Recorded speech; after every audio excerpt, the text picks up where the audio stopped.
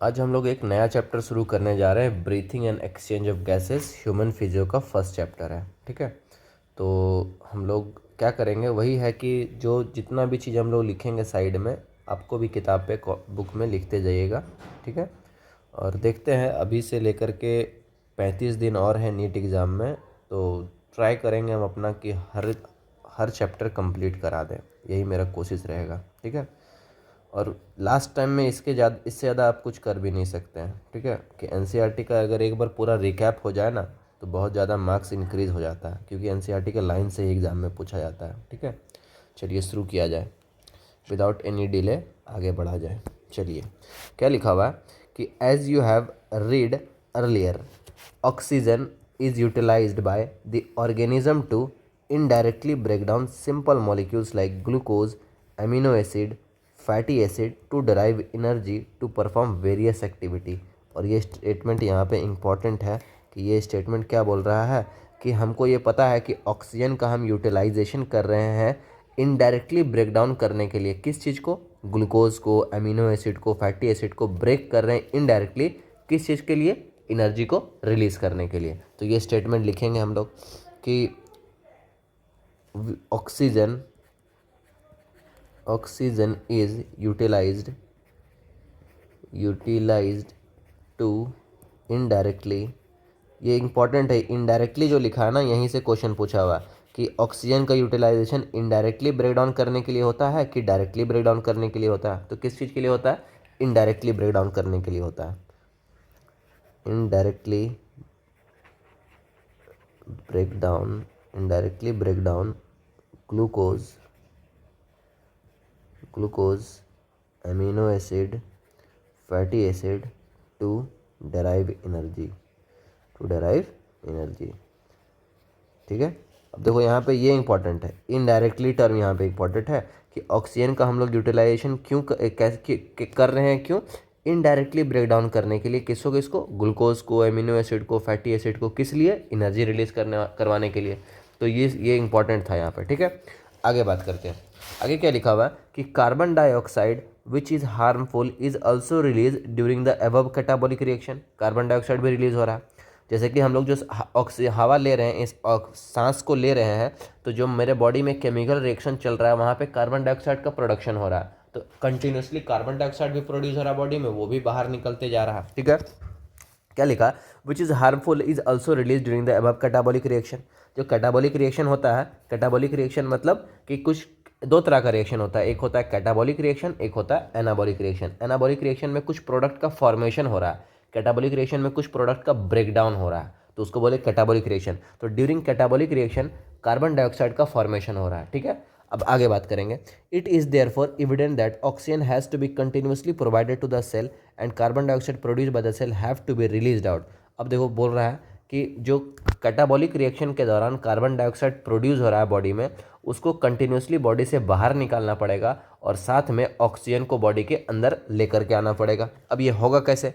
This process of exchange of O2 from the atmosphere with CO2 produce by the cell is called breathing. और इस process को हम लोग क्या बोलते हैं? ब्रीथिंग। ब्रीथिंग का मतलब कि सांस को लेना, इनहेल एंड एक्सहेल को हम लोग बोल सकते हैं ब्रीथिंग बोल सकते हैं। ठीक है, और उसको कॉमनली बोल दिया जाता है रेस्पायरेशन। रेस्पायरेशन जो टर्म है ये मेनली रिलेटेड है एनर्जी रिलीज से। जैसे कि हम लोग जो खाना खाते हैं, तो खाना खाएं, ग्लूकोज जा करके बन गया। अब उस ग्लूकोज का से एनर्जी कैसे बनेगा? तो ग्लूकोज से एनर्जी बनाने के प्रोसेस को ही हम लोग बोलते हैं रेस्पायरेशन। क्या बोलते हैं? ब्रेक डाउन, कि उस ग्लूकोज को तोड़ करके एनर्जी को लिबरेट करो, एटीपी के फॉर्म में एनर्जी को लेकर के आओ, तो उसको हम लोग बोलते हैं रेस्पायरेशन। ठीक है, दो तरह का रेस्पायरेशन होता है, aerobic respiration, anaerobic respiration. Aerobic respiration क्या होता है? जहाँ पे ऑक्सीजन का यूज किया जा रहा है। Anaerobic respiration without oxygen break down हो रहा है। ठीक है, अब बात करेंगे। Place your hand on the chest, you can feel the chest moving up and down. तो ये तो सब कोई फील कर सकते हैं। You know that it is due to the breathing. और ये किस लिए हो रहा है? ब्रीथ कर रहे हैं। How do we breathe? अब यहाँ पे क्वेश्चन पूछ रहा है कि हम लोग एक्चुअली में ब्रीथ कैसे कर रहे हैं। The respiratory organ and the mechanism of breathing are describe in the. और इस चैप्टर में हम लोग मेनली क्या पढ़ेंगे? रेस्पिरेटरी ऑर्गन और मैकेनिज्म ऑफ ब्रीदिंग, कि हम लोग ब्रीदिंग कैसे कर रहे हैं। आगे बात करते हैं। अब देखो रेस्पिरेटरी ऑर्गन, यहाँ से कुछ बहुत सारा इंपॉर्टेंट पॉइंट आएगा। क्या लिखा है कि the mechanism of breathing vary among different groups of animal depending mainly on their habitat and level of organization. ये स्टेटमेंट बहुत इंपॉर्टेंट है। बोल रहा है कि जो मैकेनिज्म ऑफ ब्रीदिंग है ना अलग अलग एनिमल में, वो डिपेंड किस चीज़ पे कर रहा है? वो डिपेंड कर रहा है उसके हैबिटेट पे, और वो डिपेंड कर रहा है उसके लेवल ऑफ ऑर्गेनाइजेशन पे, कि वो किस जगह पे रहता है, वो उसका मैकेनिज्म ऑफ ब्रीदिंग को डिसाइड कर रहा है। तो ये हम लोग क्वेश्चन के फॉर्म में यहाँ पे लिख लेंगे। यहाँ पे लिख सकते हैं इस तरह से, mechanism of breathing, mechanism of breathing, breathing depends on, mechanism of breathing, अरे mechanism of breathing depends on, किस चीज़ पर डिपेंड करता है? वो डिपेंड करता है हैबिटेट,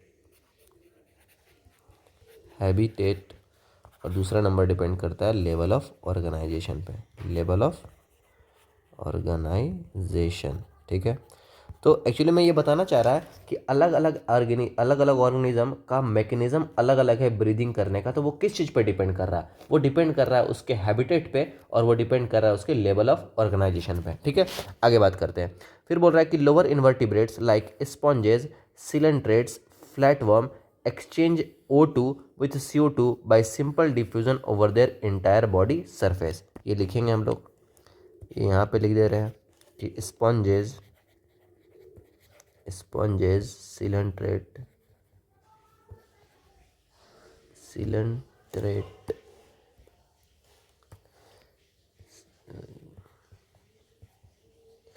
सिलेंट्रेट्स, फ्लैट वर्म, ये लोग रेस्पायर कैसे करते हैं? ये रेस्पायर करते हैं, respire through body surface by simple diffusion, respire through body surface by simple diffusion,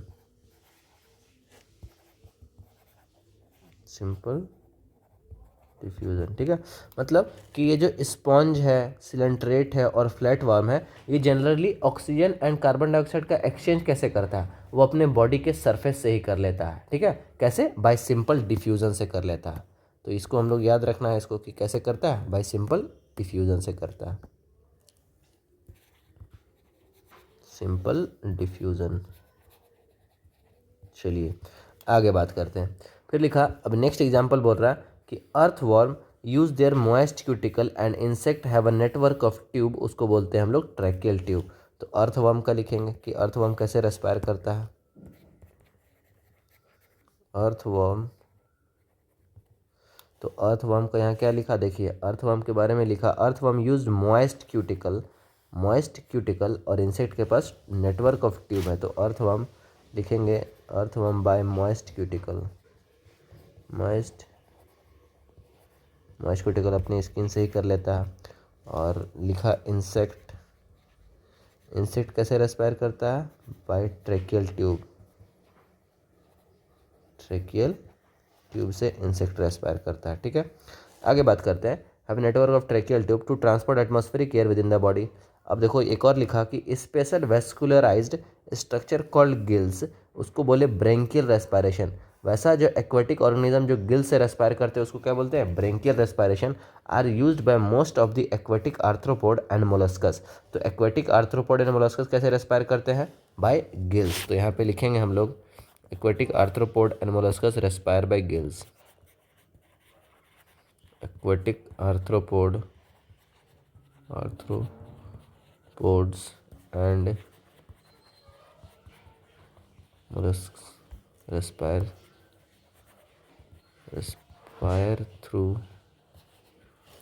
respire through gills. ठीक है, रेस्पायर थ्रू गिल्स। आगे बात करते हैं। Molluscs where is vascularized back call the lungs, pulmonary respiration are used by the terrestrial form of for the exchange of the gases. ठीक है, बोला कि among vertebrate fishes use gills, whereas amphibians reptiles birds and mammals respire through lungs. ये तो सबको ही पता है, लेकिन लिख लेंगे हम लोग क्योंकि एक इंपॉर्टेंट एग्जाम्पल है। Amphibians, reptiles, birds and mammals, amphibians, reptile, birds and mammals, amphibians, reptiles, birds, mammals, ये सब रेस्पायर किससे करता है? Through gills. तो यहाँ पे लिख देंगे, एक गिल्स बोल रहे हैं, lungs, by lungs, by lungs, ठीक है। Amphibian, reptile, birds and mammals by lungs से रेस्पायर करता है, ठीक है। ये सब इंपॉर्टेंट एग्जांपल है। फिर लिखा कि amphibians like frog respire through their moist skin. तो लिख देंगे यहाँ पे, frog respire through moist skin, frog respire through moist skin, और इसको बोलते हैं subcutaneous respiration, cutaneous respiration also. अब आते हैं ह्यूमन रेस्पायरेटरी सिस्टम पे आते हैं। ये तो देखो एग्जाम्पल था, ये एग्जाम्पल एकदम याद करके रखना है, एग्जाम में पूछा जाता है। फिर बात करेंगे ह्यूमन रेस्पायरेटरी सिस्टम। अब ह्यूमन रेस्पायरेटरी सिस्टम में क्या क्या है? We have we have we have a pair of external nostrils opening out above the upper lip. तो जैसे कि हमारा जो अपर लिप है, सबको अपना अपर लिप टच कीजिए। अपर लिप जो है उसके ऊपर दो ओपनिंग है, उसको बोलते हैं एक्सटर्नल नेयर्स। क्या बोलते हैं? External nares. It lead to the nasal chamber. जैसे ये जो दो ओपनिंग को बोले एक्सटर्नल नेयर्स, और एक्सटर्नल नेयर के बाद जो ये जो गैप हमको दिख रहा है, जो खाली जगह दिख रहा है, उसको बोलते हैं नेजल चैम्बर, ठीक है। फिर बोल रहे हैं हम लोग through the nasal फैरिंग, nasal passage, nasal passage के थ्रू जा रहा है। The nasal chamber open into the फैरिंग्स। Nasal chamber किस में ओपन हो रहा है? फैरिंग्स में ओपन हो रहा है। अब फैरिंग्स क्या है? फैरिंग्स है अ portion of which is a common passage for food and air. तो यहाँ पे लिखेंगे फैरिंग्स is a common passage for food and air. Pharynx is a common passage for food and air। Pharynx is a common passage for food and air। देखिए जैसे मान लेते हैं ये हमारा नोज़ है, ठीक है, ये नोज़ है, ये हो गया हमारा अपर लिप, उसके बाद ये हो गया लोअर लिप, उसके अंदर में ये हमारा टंग है इस तरह से। तो यहाँ पे ये जो ओपनिंग है इसको बोलते हैं एक्सटर्नल लेयर्स। यहाँ से हमारा जैसे कि ब्रीदिंग हुआ, यहाँ से सांस गया, जब सांस गया तो यहाँ पे ये जो चैम्बर है, इसको यहाँ एक चैम्बर है, और यहाँ से ये इस तरह से आ गया, आगे ये ऐसे हो गया, ठीक है। अब यहाँ पे जो हमारा ये प्रेजेंट है, ये मान लो इस तरह से गर्दन है, और हमारे पास यहाँ पे एक स्ट्रक्चर है, इसको हम लोग बोलते हैं इस तरह से, ऐसा है, और यहाँ पे एक स्ट्रक्चर ऐसा है, ठीक है। तो इसको हम लोग बोलते हैं, ये जो सामने वाला है इसको हम लोग बोलते हैं विंड पाइप। क्या बोलते हैं? Wind pipe, wind pipe. और इसको बोलते हैं ओइसोफेगस या फिर फूड पाइप, फूड पाइप। तो ये जो ओपनिंग है ना, इस विंड पाइप के ओपनिंग को हम लोग बोलते हैं ग्लॉटिस। क्या बोलते हैं? ग्लॉटिस। और फूड पाइप के ओपनिंग को बोलते हैं गलेट, ठीक है। लेकिन ये जो यहाँ पे, अच्छा रीजन, ये जो रीजन है ना, यहाँ पे एक इंटरनल लेयर्स होता है, जैसे कि हवा यहाँ पे आ गया, और इंटरनल लेयर में यहाँ पे एक स्ट्रक्चर प्रेजेंट रहता है इस तरह से। रुको, ये थोड़ा डायग्राम आ गया, ये थोड़ा नीचे करना पड़ेगा, है ना। और यहाँ पे हमारे पास एक स्ट्रक्चर प्रेजेंट है जिसको हम लोग बोलते हैं इपीग्लॉटिस। क्या बोलते हैं? इपीग्लॉटिस। जो जा करके जब ये हम लोग यहाँ से खाना खाते हैं ना, तो खाना इसमें ना चला जाए, इसीलिए यहाँ पे कवर करने के लिए एक स्ट्रक्चर दे दिया गया है, उसको क्या बोले हम लोग? इपीग्लॉटिस बोले। इसको इपीग्लॉटिस को यहाँ बना देते हैं। तो यहाँ पे इस तरह से प्रेजेंट है, जब खाना आता है ना, तो ये इपीग्लॉटिस जो है ऐसे करके क्लोज हो जाएगा, ताकि खाना किस में जाए? खाना फूड पाइप में जाए, ठीक है। इसको एक बार फिर से बनाते हैं, अच्छा से समझाते हैं, थोड़ा सा कन्फ्यूज़न होना नहीं चाहिए इसमें। देखो यहाँ पे क्या बताना चाह रहे हैं। अब देखो, ये हमारा एक्सटर्नल लेयर, ये हमारा नोज़ है, ठीक है। नोज़ में ये अपर लिप हो गया इस तरह से, ठीक है, अपर लिप, अपर लिप है, ठीक है। इस तरह से ये लोअर लिप है।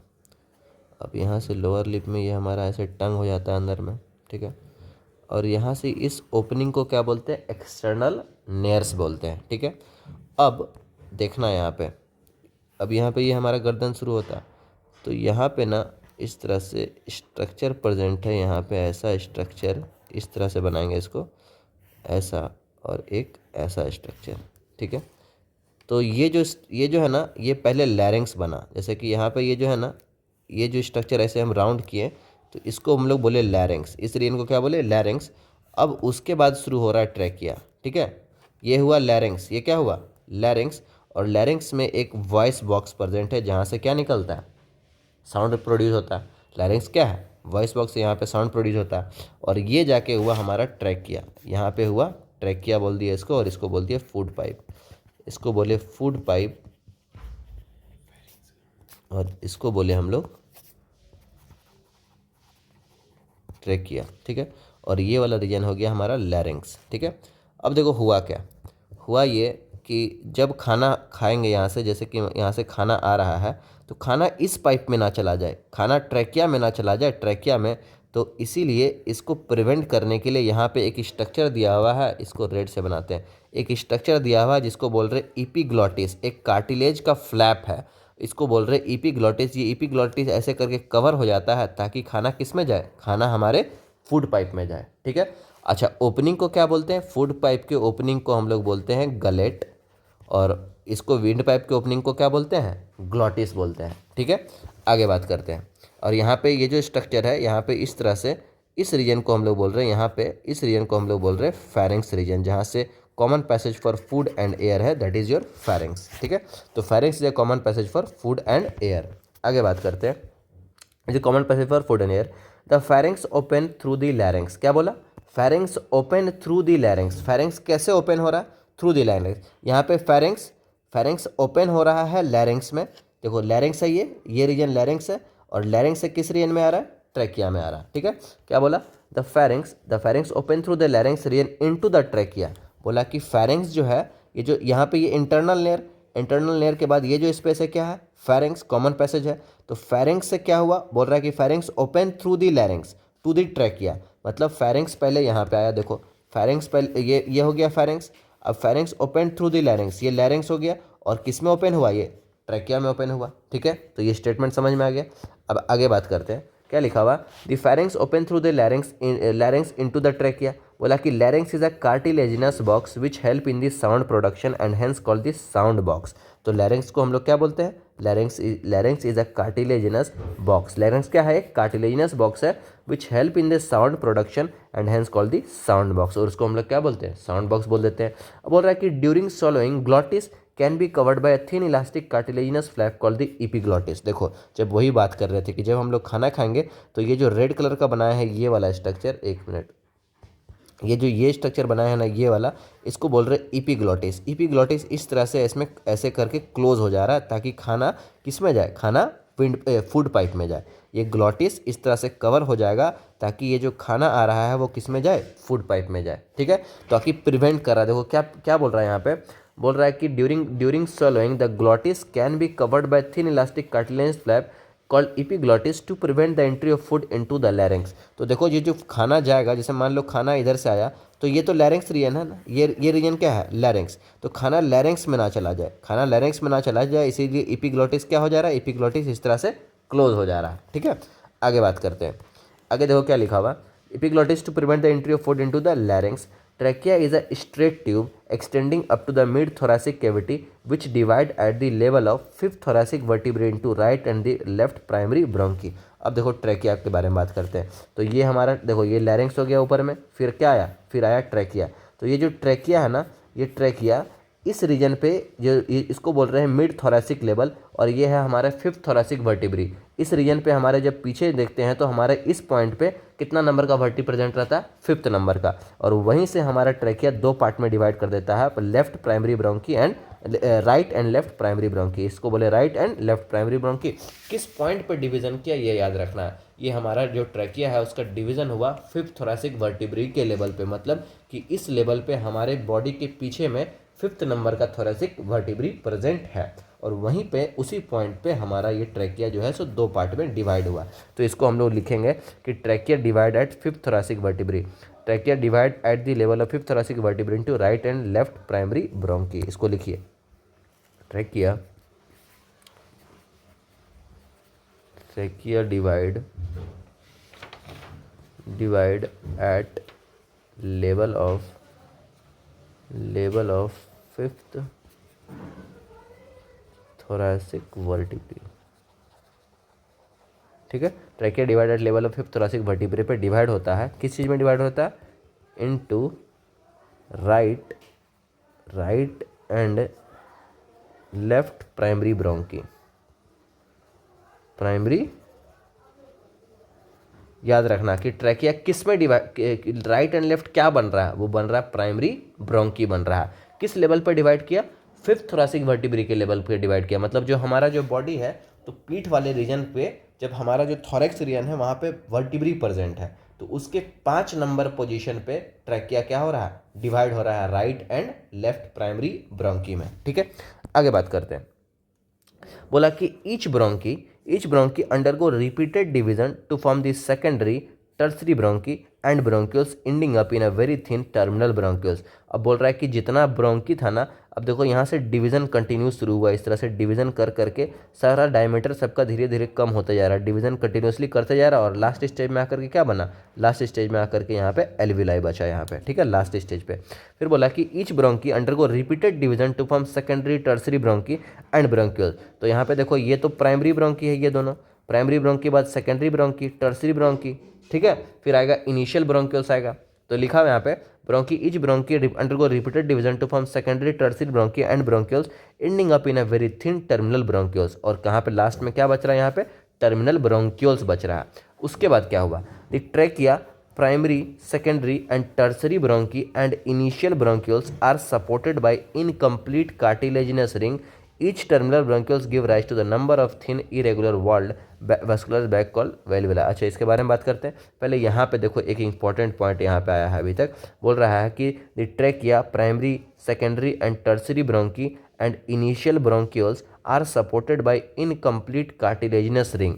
अब देखो यहाँ पे ये जो ट्रैकिया है ना, ट्रैकिया में एक इनकम्प्लीट कार्टिलेजिनस रिंग आगे से इस तरह से लगा हुआ होता है, और वो जनरली होता है प्रोटेक्शन करने के लिए। वो किस लिए होता है? प्रोटेक्शन करने के लिए। तो ये इनकम्प्लीट सी शेप कार्टिलेजिनस रिंग सिर्फ सामने से प्रेजेंट है, पीछे से नहीं प्रेजेंट है, याद रखना।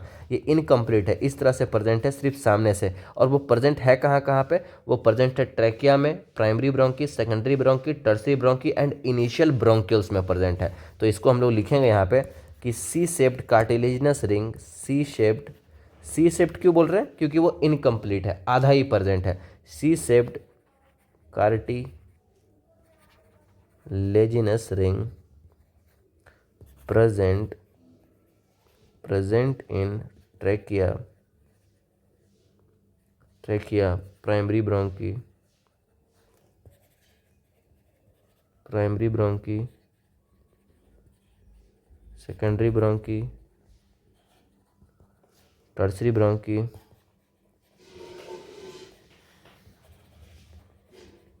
Tertiary bronchi and initial bronchioles.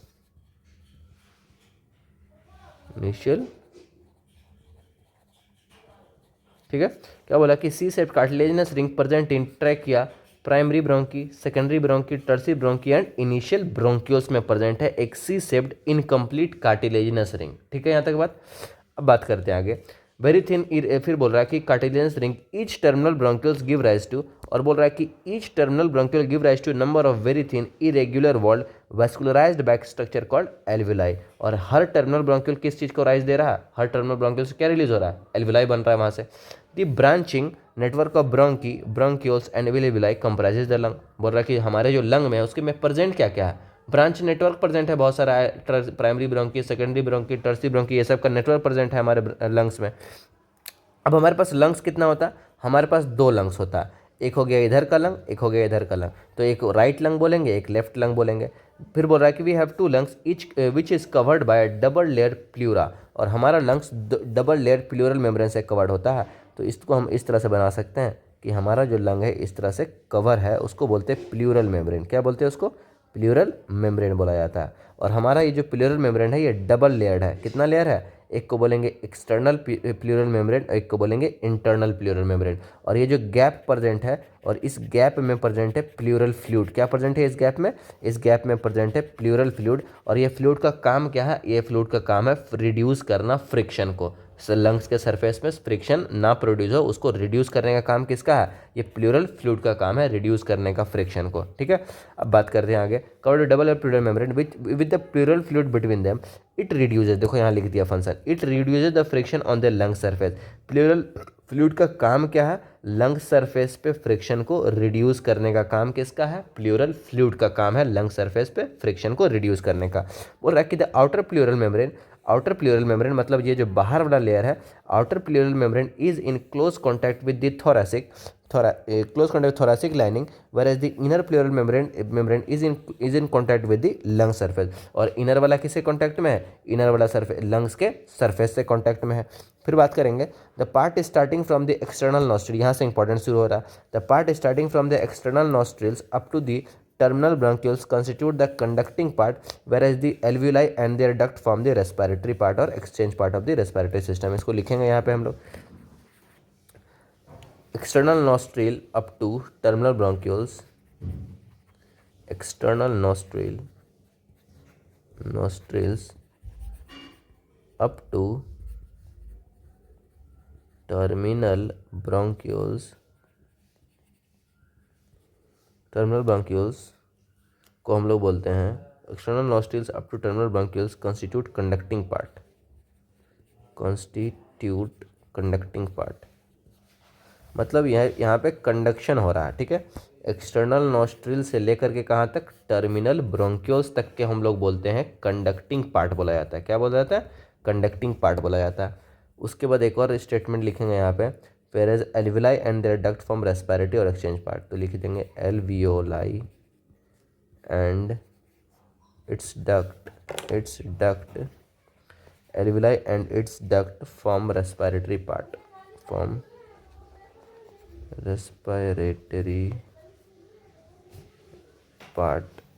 respiratory part बोलो या फिर और एक्सचेंज पार्ट भी बोल सकते हैं, एक्सचेंज पार्ट। ठीक है, यहाँ तक बात करेंगे। Alveoli and it's duct form the respiratory part और द एक्सचेंज पार्ट बोला जाता है। फिर ठीक है यहाँ तक। फिर बोला कि the conducting part transport the atmospheric air to the alveoli. अब यहाँ पे लिखेंगे function of conducting part, function of conducting part. Conducting part का क्या फंक्शन है? पहला फंक्शन है it transport atmospheric air to the alveoli, it transport atmospheric air to alveoli. दूसरा नंबर इसका फंक्शन है it humidifies the air, it humidifies the air, air को ह्यूमिडिफाई करता है। ठीक है, humidifies, it humidifies the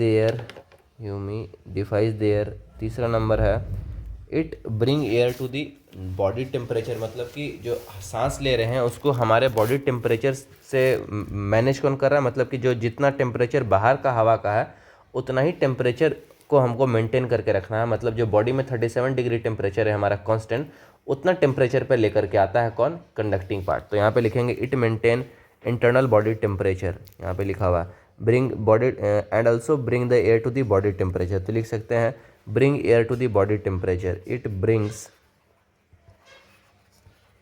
air to body temperature. ठीक है, और क्या हो सकता है यहाँ पे फंक्शन? पहला फंक्शन लिखा। अच्छा, एक और फंक्शन है clear it from the foreign particle. तो यहाँ से बात करें कंडक्टिंग क्या कर रहा है? Transport the atmospheric air to the alveoli, ये पहला फंक्शन हो गया। दूसरा फंक्शन हो गया यहाँ पे कि clear it from the foreign particle से उसको क्लियर करता है।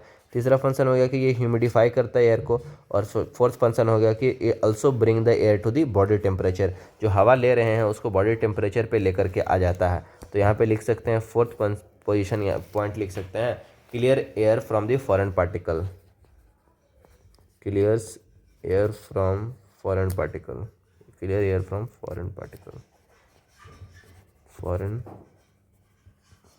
पार्टिकल। तो ये 4 फंक्शन है किसका, कंडक्टिंग पार्ट का। पहला फंक्शन है कंडक्टिंग पार्ट का कि transport atmospheric air to the alveoli. पहला मतलब एटमॉस्फेरिक एयर को एल्वेलाई तक कौन लेकर के आ रहा है, कंडक्टिंग पार्ट लेकर आ रहा है। इट ह्यूमिडिफाई कर रहा है एयर को। तीसरा फंक्शन है कि it bring air to the body temperature, air को बॉडी टेम्परेचर पे लेके आ रहा है। और फोर्थ फंक्शन है कि क्लियर कर रहा है फ्रॉम द फॉरेन पार्टिकल, मतलब कि कुछ फॉरेन पार्टिकल उसमें ना प्रेजेंट हो, उससे क्लियर कौन कर रहा है, ये क्लियर कर रहा है कंडक्टिंग पार्ट। अब बात करते हैं थोड़ा सा आगे हम लोग। आगे क्या दिया हुआ, exchange part is the site of actual diffusion of O2 and CO2 between blood and atmospheric air. ये भी एग्जाम में पूछा हुआ है, तो लिख लेंगे यहाँ पे कि exchange part is the site of actual, ऐसे भी हम लोग कर सकते हैं क्या, छोड़ो ज़्यादा दिमाग नहीं लगाना। लिख रहा है यहाँ पे कि exchange part is the site of actual diffusion of O2 and CO2 between blood and atmospheric air. मतलब ब्लड और एटमॉस्फेरिक एयर में एक्चुअल एक्सचेंज कहाँ पे हो रहा है, वो एक्चुअल एक्सचेंज हो रहा है कहाँ पे, एल्विलाई में हो रहा है, तो उसको हम लोग एक्सचेंज पार्ट बोलते हैं। तो याद रखना, आगे बात करेंगे। क्या लिखा हुआ है कि the lungs are situated in the thoracic chamber. हमारा लंग्स कहाँ पे सिचुएटेड है, थोरेसिक चैम्बर में सिचुएटेड है, which is anatomically air tight chamber. कैसा चैम्बर है, एक एयर टाइट चैम्बर है, मतलब वहाँ पे कोई भी तरह का हम लोग क्या बोल सकते हैं कि there is no any gap, कि कोई भी तरह से एक्सटर्नली हम कोई भी उसमें डिस्टर्बेंस नहीं क्रिएट कर सकते हैं। तो वो क्या है, एक एयर टाइट चैम्बर है। अब एयर टाइट चैम्बर कैसे बना, सो अभी हम लोग देखेंगे। बोल रहा है कि the thoracic chamber is formed dorsally by vertebral column. अब देखो थोरेसिक चैम्बर का फॉर्मेशन हम लोग देख लेते हैं। जैसे मान लो ये हमारा सामने में स्टर्नम है, ये हमारा स्टर्नम बोन है, फ्लैट बोन है, इसको हम लोग स्टर्नम बोलते हैं, ठीक है। अब स्टर्नम से क्या अटैच होता है, स्टर्नम से हमारा इस तरह से रिब्स अटैच होता है ना, इस तरह से स्टर्नम से रिब्स अटैच होता है।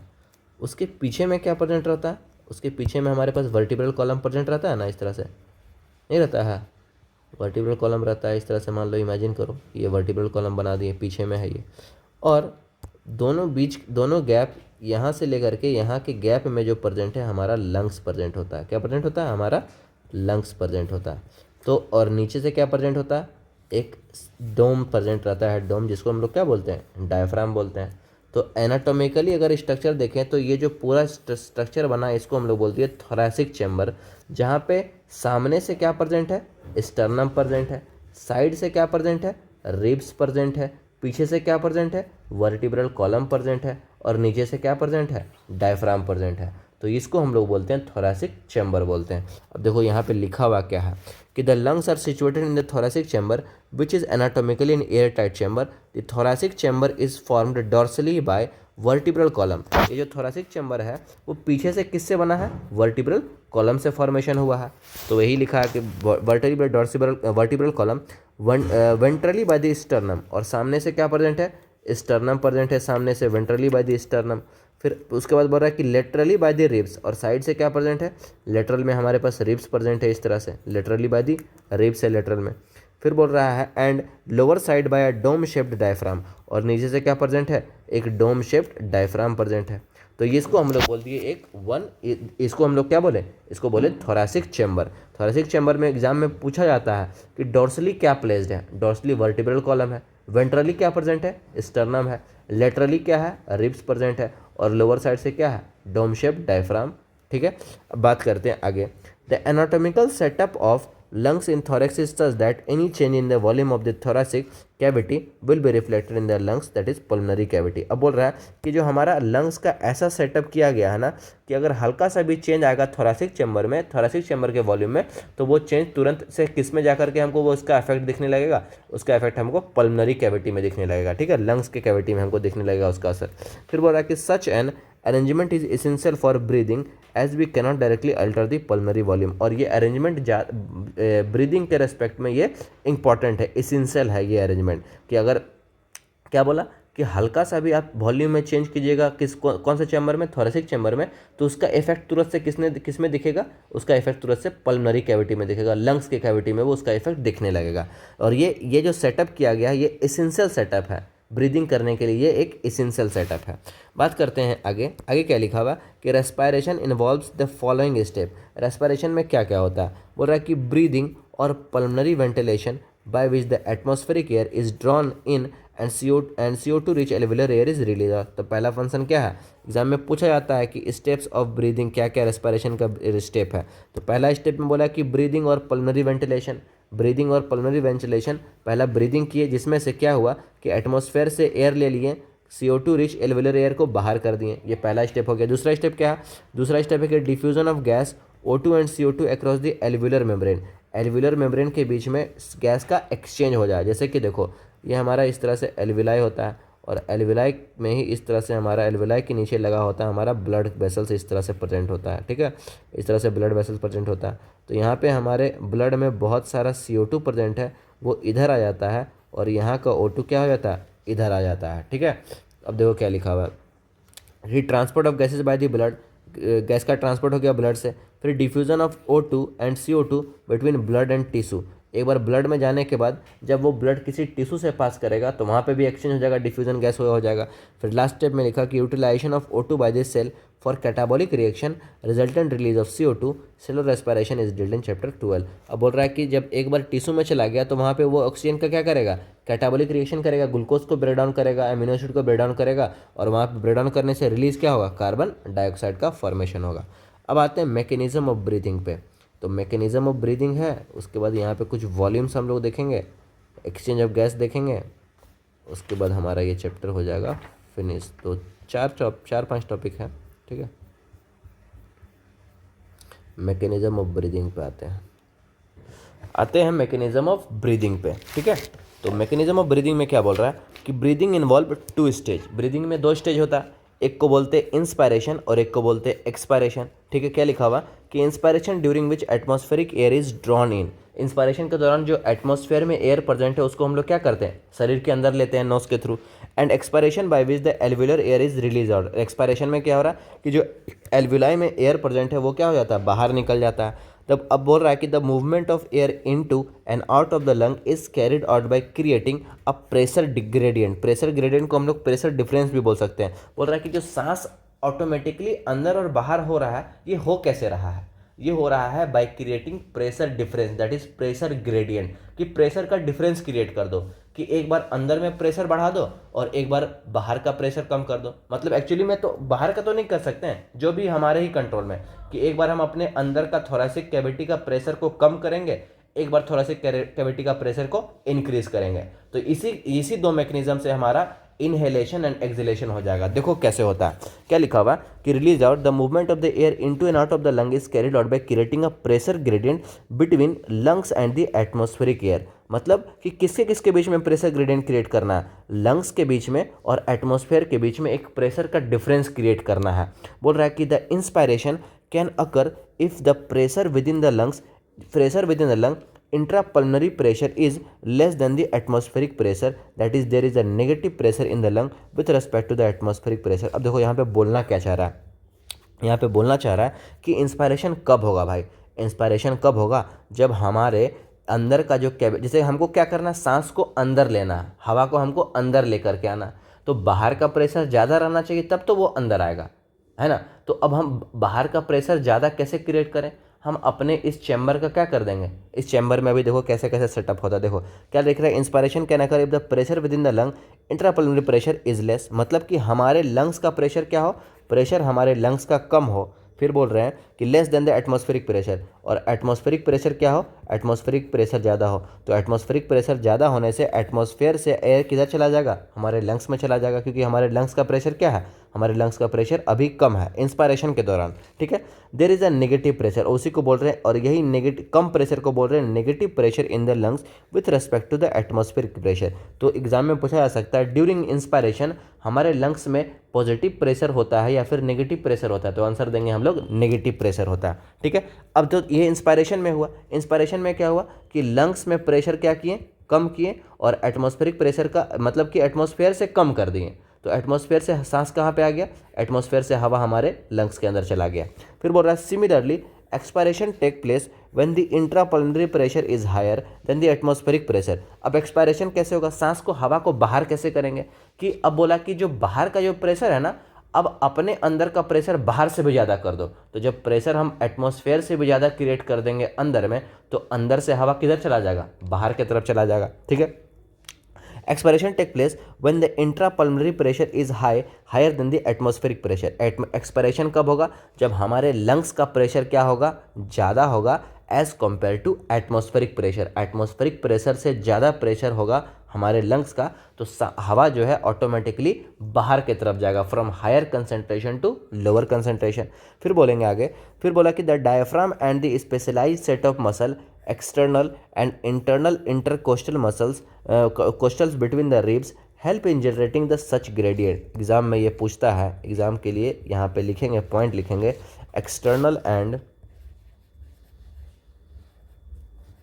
एक्सटर्नल डायफ्राम लिख लो पहले, diaphragm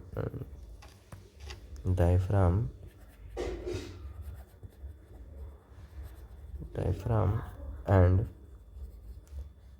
external and internal intercostal muscle, internal intercostal muscle help in generating pressure gradient, help in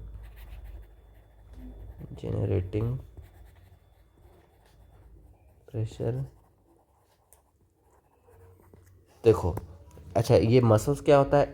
external intercostal muscle क्या होता है? जैसे कि ये रिब्स है, ये इस तरह से रिब्स, इसे डायग्राम शायद दिया होगा ये रिब्स का ना, डायग्राम से ही बता सकते थे क्या? चलो यहीं से बताते हैं। ये मान लो रिब्स है, इस तरह से रिब्स प्रेजेंट है, ये स्टर्नम है और ऐसे रिब्स प्रेजेंट है हमारा, ठीक है, इस तरह से रिब्स प्रेजेंट है। तो जो रिब्स है ना, उनके बीच में मसल्स होता है, इसी मसल्स को बोलते हैं external intercostal muscle and internal intercostal muscle. वैसा मसल जो अंदर के सरफेस पे होगा उसको बोलेंगे इंटरनल इंटरकोस्टल मसल, वैसा जो होगा जो बाहर की तरफ होगा उसको बोलेंगे एक्सटर्नल इंटरकोस्टल मसल, ठीक है, इसी को बोला जाता है इंटरकोस्टल मसल। तो हमारे लंग्स में प्रेशर ग्रेडियंट को क्रिएट कौन कर रहा है? हमारा डायफ्राम क्रिएट कर रहा है, और external and internal intercostal muscle create कर रहा है, हेल्प कर रहा है उस प्रेशर ग्रेडियंट को बनाने में। अब देखो हो क्या रहा है, help in generating such pressure gradient. तो यहाँ से एग्जाम में पूछा जा सकता है कि हमारे लंग्स में प्रेशर ग्रेडियंट को क्रिएट करने में कौन मदद कर रहा है? हमारा डायफ्राम मदद कर रहा है, external and internal intercostal muscle मदद कर रहा है प्रेशर ग्रेडियंट को जनरेट करने के लिए। फिर आगे बात करते हैं, आगे क्या लिखा हुआ कि इंस्पायरेशन इज इनिशिएटेड, इंस्पायरेशन देखो क्या लिखा कि inspiration is initiated by the contraction of diaphragm. कि पहले अब हमको इंस्पायरेशन सीखना है कि सांस अंदर कैसे जाएगा, इसको सीखना है। बोल रहा है कि inspiration is initiated, inspiration initiate हो रहा है बाय कॉन्ट्रैक्शन ऑफ डायफ्राम। क्या हुआ कि पहले डायफ्राम कॉन्ट्रैक्ट करेगा, जैसे कि जो डायफ्राम प्रेजेंट है, जैसे कि यहाँ पे देख लेते हैं, देखो यहाँ पे ये डायफ्राम है ना, ये डोम शेप्ड क्या है? डोम शेप्ड हमारा डायफ्राम है, ठीक है। अब इस डायफ्राम में होगा कॉन्ट्रैक्शन, अगर इंस्पायरेशन को करना है तो डायफ्राम में क्या करेंगे हम लोग? Contraction of diaphragm which increases the volume of thoracic chamber in anterior posterior axis. The contraction of external intercostal muscle lift up the rib and sternum, causing an increase in the volume of the thoracic chamber in the dorsoventral axis. The overall increase in the thoracic volume causes similar increase in the pulmonary volume. अब बोल रहा है कि an increase in the pulmonary volume decreases the intrapulmonary pressure less than the atmospheric pressure, which forces the air from the outside to move into the lung, that is inspiration। ये पूरा पढ़ लिए। अब देखो पूरा पढ़ लिए तो यहाँ पे हुआ क्या ना, देखो बोल रहा है कि जो डायफ्राम है ना, डायफ्राम क्या किया? कॉन्ट्रैक्ट किया। ये जो इसको मिटाते हैं एक मिनट, देखो ये क्या है? ये डायफ्राम है, ये क्या है? डायफ्राम का लाइनिंग है। तो ये डायफ्राम क्या हुआ? नीचे देखो एरो बना हुआ, ये डायफ्राम के बारे में बोल रहा है कि डायफ्राम कॉन्ट्रैक्ट हुआ, जिसके कारण ये जो थोरैसिक चैम्बर है वो इंक्रीज हुआ, उसका वॉल्यूम क्या हुआ? इंक्रीज हुआ। किस डायरेक्शन में? एंटीरियर पोस्टीरियर डायरेक्शन में, ऊपर नीचे डायरेक्शन में। इसका थोरैसिक चैम्बर का कैविटी क्या हो गया? इंक्रीज हो गया। उसके बाद दूसरा नंबर बोला कि एक्सटर्नल इंटरकोस्टल मसल, देखो क्या लिखा हुआ है यहाँ पे? External intercostal muscle lift up the rib. जो एक्सटर्नल इंटरकोस्टल मसल है वो हमारे रिब को क्या कर रहा है? देखो रिब यहाँ से रेज हो रहा है, रिब्स जो है ना रेज हो रहा है, जिसके कारण वॉल्यूम जो है सो इंक्रीज होते जा रहा है। वॉल्यूम इंक्रीज होता है जहाँ पे, तो वहाँ पे प्रेशर क्या होता है? प्रेशर घटता है। जहाँ भी वॉल्यूम बढ़ेगा वहाँ पे प्रेशर घटेगा। एक दूसरे से इन्वर्स रिलेशन है। तो वॉल्यूम बढ़ता है तो प्रेशर क्या होता है? घटता है। तो यहाँ पे इस चैम्बर का वॉल्यूम पूरा क्या हो रहा है? इस चैम्बर का वॉल्यूम पूरा इंक्रीज होते जा रहा है, मतलब ये साइज में बड़ा हो रहा है, जिसके कारण अंदर का प्रेशर कम होते जा रहा है। तो जब अंदर का प्रेशर बहुत कम हो जाएगा तो बाहर का प्रेशर तो बहुत ज़्यादा हवा का, तो हवा जो है अचानक से इधर आने लगेगा, from higher pressure to lower pressure की तरफ आने लगेगा। तो हुआ क्या, फिर से बात करते हैं। हम लोग अभी बात कर रहे हैं इंस्पायरेशन। इंस्पायरेशन हो कैसे रहा है, जो ये हमारा डायफ्राम है, ये डायफ्राम कॉन्ट्रैक्ट कर रहा है। तो डायफ्राम को कॉन्ट्रैक्ट करने से हमारा जो थोरैसिक चैम्बर है वो इंक्रीज हो गया एंटेरियर पोस्टीरियर डायरेक्शन में। कैसे इंक्रीज हो गया, एंटेरियर पोस्टीरियर डायरेक्शन में। और एक्सटर्नल इंटरकोस्टल मसल में कॉन्ट्रैक्शन होने के कारण हमारा थोरैसिक चैम्बर इंक्रीज हो गया डॉर्सो वेंट्रल डायरेक्शन में। ठीक है, मतलब आगे पीछे डायरेक्शन में, ऊपर नीचे डायरेक्शन में, चारों तरफ से क्या हो गया, हमारा थोरैसिक चैम्बर का वॉल्यूम इंक्रीज हो गया। अब वॉल्यूम इंक्रीज होने से वहाँ पे प्रेशर क्या हो गया, बहुत ज़्यादा कम हो गया। अब प्रेशर कम हो गया ना, तो अंदर का बाहर का जो एटमॉस्फेरिक प्रेशर है यहाँ पे, ये बाहर जो एटमॉस्फेयर है यहाँ से धीरे धीरे बहुत स्पीड में जो हवा है अंदर आने लगेगा। क्यों आने लगा, क्योंकि यहाँ पे प्रेशर कम है और यहाँ पे प्रेशर ज़्यादा है। ठीक है, अब बात करते हैं आगे। आगे देखो क्या लिखा हुआ, तो यहाँ तक लिखा, इसको बोल दिया इंस्पायरेशन। अब बोला कि अब इंस्पायरेशन कर लिए, अब रिलैक्सेशन कैसे होगा, सांस ले लिए, अब उसको बाहर कैसे निकालेंगे।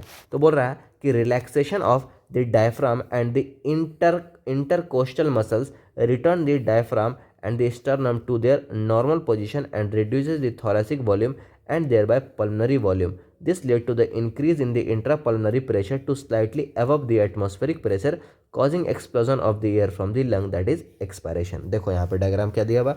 अब देखो यहाँ पे डायफ्राम, जैसे कि पहले डायफ्राम नीचे की तरफ आ रहा था, ऊपर वाले में देखो यहाँ कॉन्ट्रैक्शन में डायफ्राम नीचे जा रहा था, कॉन्ट्रैक्ट हो रहा था, लेकिन यहाँ पे देखो डायफ्राम ऊपर जा रहा है। डायफ्राम अब रिलैक्स हो रहा है, डायफ्राम अब अपने नॉर्मल पोजीशन पे आ रहा है। Diaphragm relaxin arc upward, diaphragm relax हो गया और अपवर्ड की तरफ जाने लगा, जिसके कारण क्या हुआ कि जो थोरैसिक चैम्बर है, ये जो कैविटी है, इसका वॉल्यूम क्या होने लगा, वॉल्यूम जो है सो इसका घटने लगा। वॉल्यूम क्या हो गया, इसका घटने लगा। और जहाँ पे वॉल्यूम घटेगा वहाँ पे प्रेशर क्या होने लगेगा, प्रेशर बढ़ने लगेगा। जहाँ पे वॉल्यूम बढ़ेगा, जहाँ पे अभी वॉल्यूम घट रहा है ना, वॉल्यूम अभी घट रहा है, तो वहाँ पे प्रेशर क्या होगा, प्रेशर इंक्रीज होगा। तो यहाँ पे वही चीज़ हो रहा है, वॉल्यूम घट रहा है, प्रेशर बढ़ रहा है। तो प्रेशर जो है ना, बाहर के कंपेयर में यहाँ का प्रेशर क्या हो गया, ज़्यादा हो गया, जिसके कारण अंदर से हवा किधर जाने लगा, बाहर की तरफ जाने लगा, और इसी को हम लोग बोले एक्सपायरेशन बोले। ठीक है, यहाँ तक बात। अब देखो यहाँ पे हुआ क्या, फिर से एक बार देखते हैं यहाँ पे क्या बोल रहा है। तो हुआ क्या, the relaxation of the diaphragm and the intercostal muscle return the diaphragm and sternum to their normal position and reduce the atmospheric volume and thereby pulmonary volume. Volume को कम कर दिया, और वॉल्यूम कम होने से क्या हुआ, प्रेशर बढ़ गया, volume and thereby pulmonary volume. This lead to an increase in the intrapulmonary pressure, जिससे क्या हुआ, अंदर का प्रेशर बढ़ गया, लंग्स के कैविटी का प्रेशर बढ़ गया, intrapulmonary pressure to slightly above than the atmospheric pressure, मतलब कि एटमॉस्फेरिक प्रेशर से हल्का सा ज़्यादा प्रेशर हो गया, कहाँ पे, लंग्स के अंदर में pressure, causing the explosion of the air from lungs to the lungs, that is expiration. मतलब कि प्रेशर बढ़ने से क्या हुआ, बाहर हवा आने लगेगा, इसी को हम लोग क्या बोलेंगे, एक्सपायरेशन बोलेंगे। आते हैं आगे, फिर बोल रहा है कि वी हैव द एबिलिटी, अब हमारे पास एबिलिटी भी है। जैसे कि हम लोग जब योगा करते हैं तो योगा में बोला जाता है क्या, कि गहरा सांस लीजिए। गहरा सांस लेने का मतलब क्या है, कि आप अपने कैपेसिटी को बढ़ा रहे हैं, आप एक्सपायरेशन करने का या इंस्पायरेशन करने का कैपेसिटी को बढ़ा रहे हैं, बहुत लंबे समय तक सांस ले रहे हैं, है ना। गहरा सांस का मतलब क्या होता है, कि लंबे समय तक आप इनहेल करते रहिए और लंबे समय तक एक्सेल करते रहिए। तो ये तो हमारे पास कैपेसिटी है ना, कि लंबे ड्यूरेशन तक नॉर्मल कर रहे हैं, लेकिन जब बोलेगा कि लंबे समय तक इनहेल करो एक्सेल करो, तो हम लोग थोड़ा सा लंबा सांस लेते हैं। तो जैसे एक बार सबको लंबा सांस लेकर के देखिए, अपने फील हो जाएगा। सबसे लंबा सांस लिए तो ये क्या हो रहा है, तो हम अपने कैपेसिटी को इंक्रीज कर रहे हैं। हम एक्सपायरेशन भी लंबे ड्यूरेशन तक कर सकते हैं और इंस्पायरेशन भी कर सकते हैं। जैसे क्या हुआ, इस तरह से सांस लिए लॉन्ग ड्यूरेशन तक, इस तरह से सांस छोड़े। तो यहाँ पे बोल रहा है, अब इसी के बारे में बोल रहा है कि we have the ability to increase the strength of inspiration and expiration. हमारे पास एबिलिटी है इंस्पायरेशन को और एक्सपायरेशन को इंक्रीज करने का, स्ट्रेंथ को। हम लंबे समय तक भी सांस लेने का हमारे पास एबिलिटी है, इंस्पायर करने का, और लंबे समय तक हमारे पास एक्सपायर करने का भी कैपेसिटी है। अब वो होता कैसे है, सो देखते हैं। अब वो हुआ कैसे, विद द हेल्प ऑफ, अब देखो ये कैसे हुआ, with the help of additional muscles in the abdomen. अब इसको लिख लेंगे, कि यहाँ पे लिखेंगे, एग्जाम में पूछता है ये वाला, we can increase the strength of inspiration expiration with the help of abdominal muscles. लिखिए, we can increase the strength, we can increase the strength of inspiration, we can increase the strength of inspiration and expiration with the help of abdominal muscle, with the help of abdominal muscle, with the help of abdominal muscle। तो ये याद रखना कि हम लोग अपने inspiration का capacity को और एक्सपायरेशन के कैपेसिटी को किसके मदद से इंक्रीज़ कर सकते हैं? एब्डोमिनल मसल से इंक्रीज़ कर सकते हैं। हमारे जो एब्डोमेन में मसल्स प्रेजेंट है उससे हम इंस्पायरेशन का स्ट्रेंथ को और एक्सपायरेशन का स्ट्रेंथ को इंक्रीज़ कर सकते हैं। ठीक है, अब यहाँ पे टॉपिक शुरू होता है, इंस्पायरेशन एक्सपायरेशन समझ में आ गया। अब यहाँ पे टॉपिक शुरू होता है रेस्पिरेटरी वॉल्यूम एंड कैपेसिटी। अब रेस्पिरेटरी वॉल्यूम एंड कैपेसिटी के लिए हम यहाँ पे एक ट्रिक बताएंगे, उस ट्रिक को हम पहले ड्रॉ कर लेते हैं। ठीक है, क्योंकि टाइम लगेगा तो उसको हम पहले बना लेते हैं, उसके बाद फिर से हम इसको ऑन करते हैं। अब ये जो टॉपिक है ना रेस्पिरेटरी वॉल्यूम एंड कैपेसिटी, इसके लिए हम लोग नीचे आ जाते हैं। नीचे में हम कुछ अभी बनाए हैं जस्ट, इसको अभी हम लोग थोड़ा सा देखते हैं पहले। अब देखो, याद करना है, ठीक है, ध्यान से देखना क्या बोल रहा है यहाँ पे। हमको याद करना है residual volume, expiratory reserve volume क्या होता है, टाइडल वॉल्यूम क्या होता है, इंस्पायरेटरी रिजर्व वॉल्यूम क्या होता है। उसके पहले हम याद कर लेंगे कि इसका कैपेसिटी कितना है। तो हम एक नंबर लिखेंगे 52 51 011। फिर से लिखते हैं 52 51 011। ठीक है, अब इस डिजिट में हम राइट हैंड साइड से दो डिजिट में बांट लेंगे। यहाँ से 2 डिजिट में बांट लिए, यहाँ से 2 डिजिट में बांट लिए और लास्ट में 1 बचा। ठीक है, ये 5 बचा ना। तो ये जो 11 बचा ना, तो हम लोग सबसे इनर मोस्ट लेयर में बनाए हैं यहाँ पे रेजिडुअल वॉल्यूम। ठीक है, और रेजिडुअल वॉल्यूम का जो होता है कैपेसिटी वो होता है 1100 से 1200 ml। कितना होता है? 1100 से 1200 ml होता है रेजिडुअल वॉल्यूम। ठीक है, इस तरह से बनाए 1100 से 1200 ml। फिर यहाँ पे ये जो 10 आया ना, तो 10 का मतलब कि 1000 से लेकर के 1100 आ जाएगा हमारे पास एक्सपायरेटरी रिजर्व वॉल्यूम। फिर ये जो 25 बचा, तो 25 मतलब एक्सपायरेटरी रिजर्व वॉल्यूम हो जाता है 2500 से लेकर के 3000 तक। और लास्ट में जो 5 बचा मतलब टाइडल वॉल्यूम कितना हो जाता है 500 से 500 तक। इसको फिर से समझते हैं। ठीक है, बहुत को नहीं समझ में आया, लेकिन एक बार हम लोग फिर से इसको बना करके ही समझते हैं। इसको मिटा देते हैं, फिर से बात कर लेते हैं इसको पूरा मिटा देते हैं। चलिए शुरू से बात कर लेते हैं। देखो, इस तरह से बनाना है स्ट्रक्चर, सब कोई कॉपी में बनाइए अपने अपने। एक लाइन दिए इस तरह से, ठीक है, फिर से एक लाइन दिए और फिर से एक लाइन दिए। ठीक है, अब देखो करना क्या है, हमको याद करना है कि किसका कैपेसिटी कितना है। एग्जाम में क्या पूछेगा कि रेजिडुअल वॉल्यूम का कैपेसिटी कितना होता है, टाइडल वॉल्यूम कितना होता है, इंस्पायरेटरी रिजर्व वॉल्यूम कितना होता है, एक्सपायरेटरी रिजर्व वॉल्यूम कितना होता है। एग्जाम में ये पूछा जाता है। तो देखो हमारे पास पहला नंबर बात करेंगे कि हम लोग एक डिजिट लिखेंगे, वो डिजिट का नाम है 52 51 011। ये लिख लिए।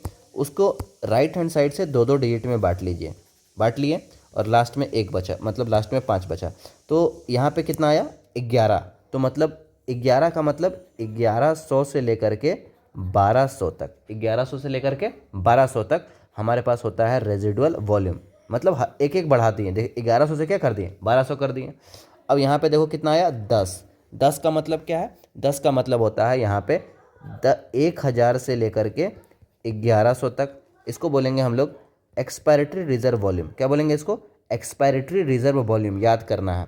उसके बाद यहाँ पे कितना आया 25 आया, तो 25 वाला आ जाएगा हमारे पास सबसे नीचे। ये उसको बोलेंगे इंस्पायरेटरी रिजर्व वॉल्यूम, मतलब 2500 से लेकर के 3000 ml।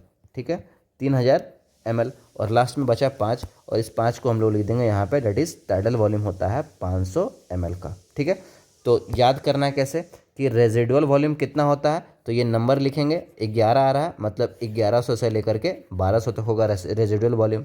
फिर आ रहा है 10, तो 10 का मतलब क्या, 10 का मतलब यहाँ पे एक्सपायरेटरी रिजर्व वॉल्यूम में हमको सेकंड नंबर में लिखना है। 10 में मतलब 1000 से लेकर के 1100, 100 ही बढ़ा रहे हैं। 1000 से लेकर के 1100 ml तक क्या होता है एक्सपायरेटरी रिजर्व वॉल्यूम। फिर आ रहा है 25, तो 25 को हम सबसे नीचे लेकर के आएंगे। तो 2500 से लेकर के 3000 तक क्या आ रहा है इंस्पायरेटरी रिजर्व वॉल्यूम। 2500 से लेकर के 3000 तक क्या आ रहा है, इंस्पायरेटरी रिजर्व वॉल्यूम। और लास्ट में जो 5 बचा, इस 5 को हम लोग कर देंगे टाइडल वॉल्यूम में, डेट इज 500 ml होता है हमारे पास टाइडल वॉल्यूम। तो पहले वॉल्यूम समझ में आया, वॉल्यूम को याद करना है। तो देखो रेजिडुअल वॉल्यूम कितना हो गया, 1100 से लेकर के 1200 तक, 1100 से लेकर के 1200 ml तक हो गया रेजिडुअल वॉल्यूम। फिर आता है, अभी ये होता क्या है ये सब बात करेंगे, पहले हम कैपेसिटी याद कर ले रहे हैं।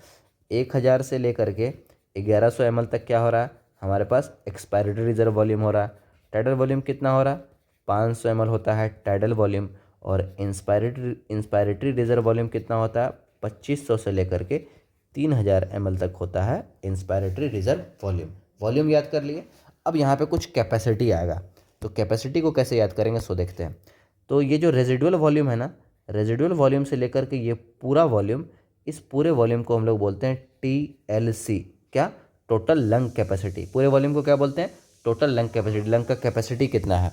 उसके बाद यहाँ से रेजिडुअल वॉल्यूम को छोड़ करके, ये सिर्फ यहाँ पे लिए, इसको छोड़ दिए, रेजिडुअल वॉल्यूम को छोड़ करके इसको हम लोग बोल दिए वाइटल कैपेसिटी, VC मतलब वाइटल कैपेसिटी।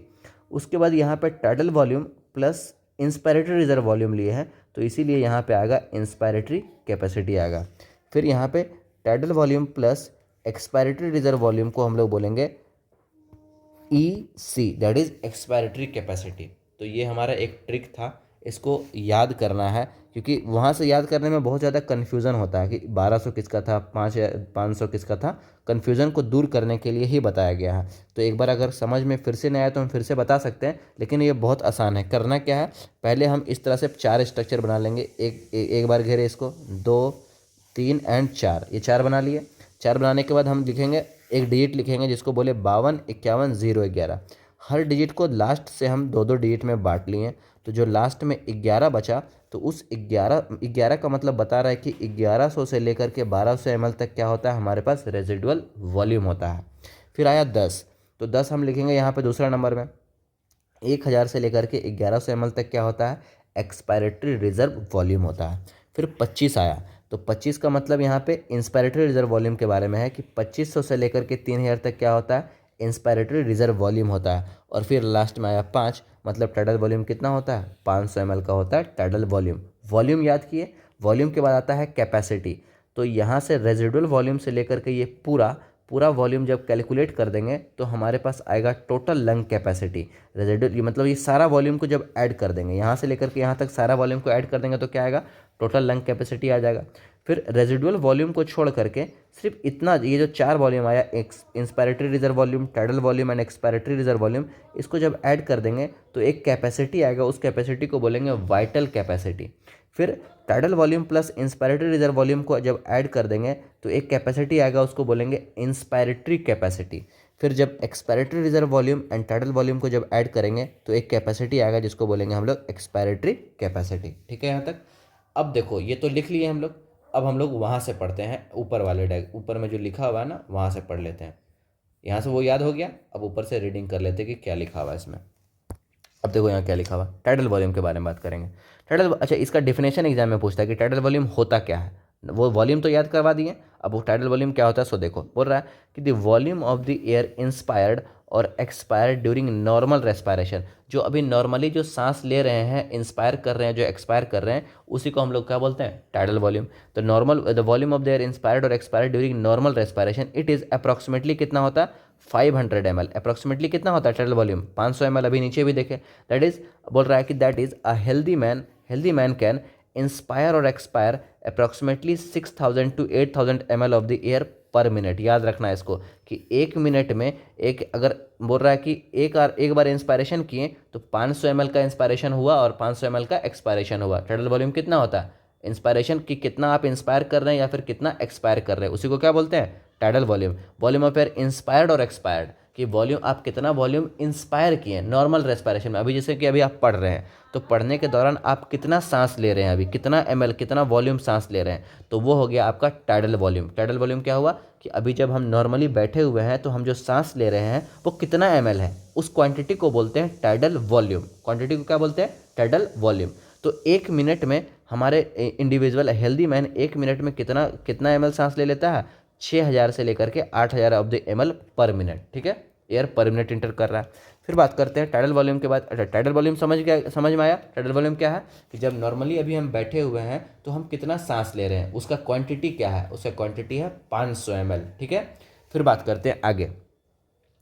फिर बोला कि इंस्पायरेटरी रिजर्व वॉल्यूम क्या होता है।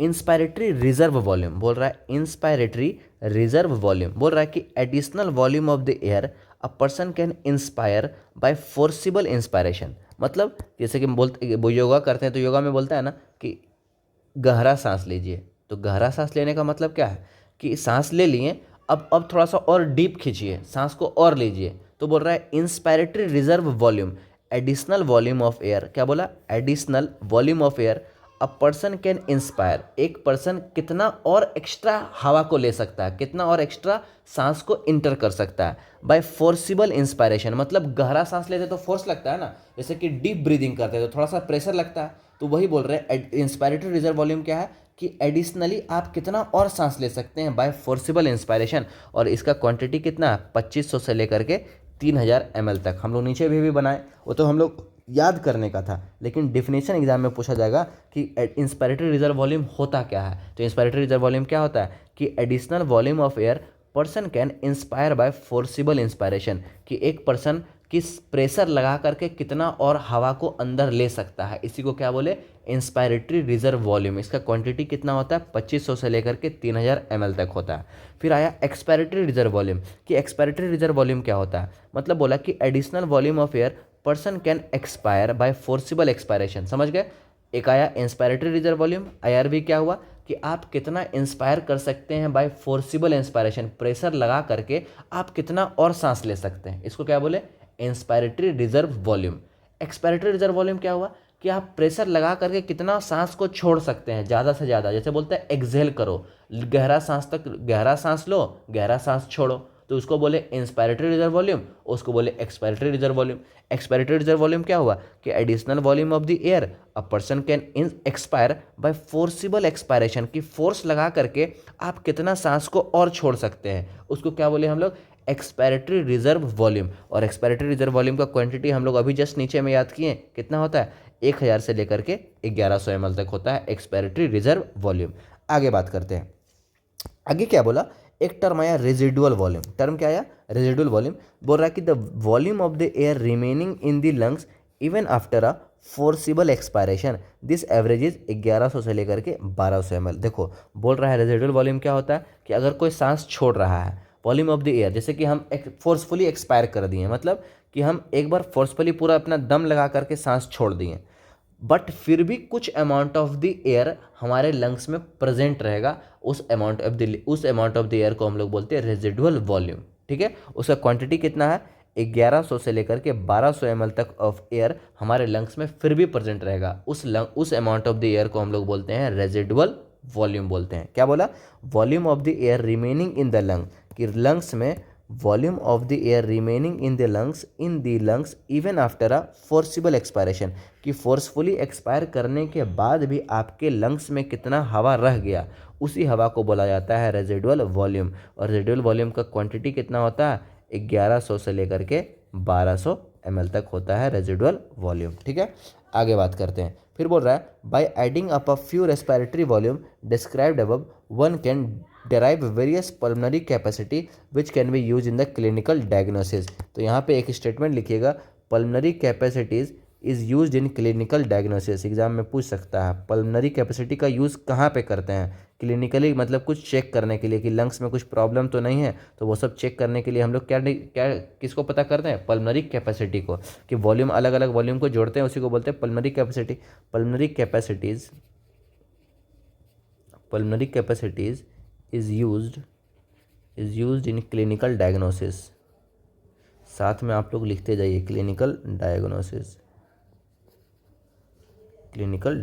ठीक है, तो याद रखना कि पल्मनरी कैपेसिटीज़ का यूज़ कहाँ पे किया जाता है, क्लिनिकली कुछ चेकअप करने के लिए उसका यूज़ किया जाता है। ठीक है, अब आता है कुछ कैपेसिटी। तो कैपेसिटी भी हम लोग देख चुके हैं। देख, कैपेसिटी तो बहुत आसानी से याद हो जाएगा। देखो कैपेसिटी कैसे याद करेंगे हम लोग, कैपेसिटी देखो यहाँ से अभी जस्ट हम लोग बताएं कैपेसिटी।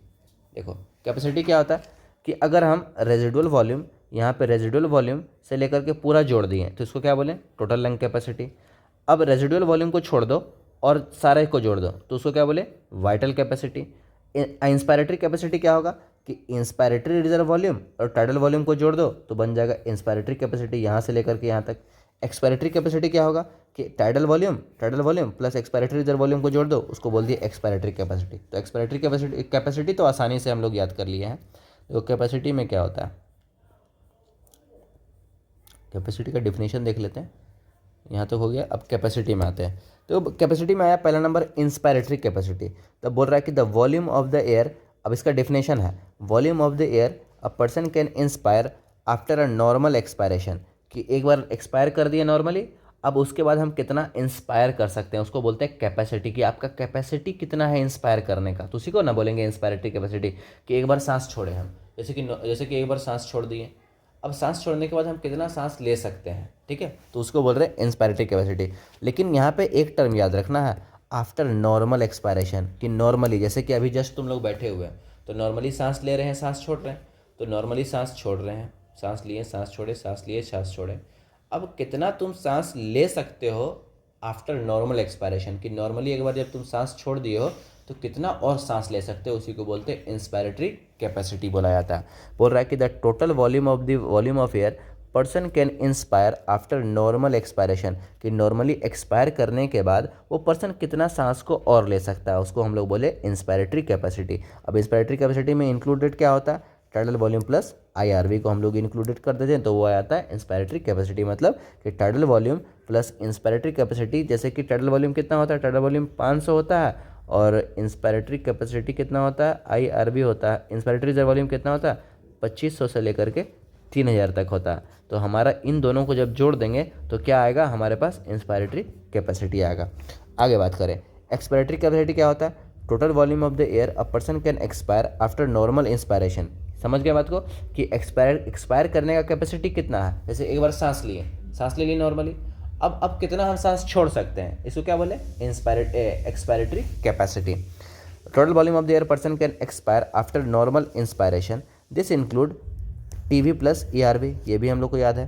अब आते हैं एक ये मोस्ट इंपॉर्टेंट है, फंक्शनल रेसिडुअल कैपेसिटी FRC।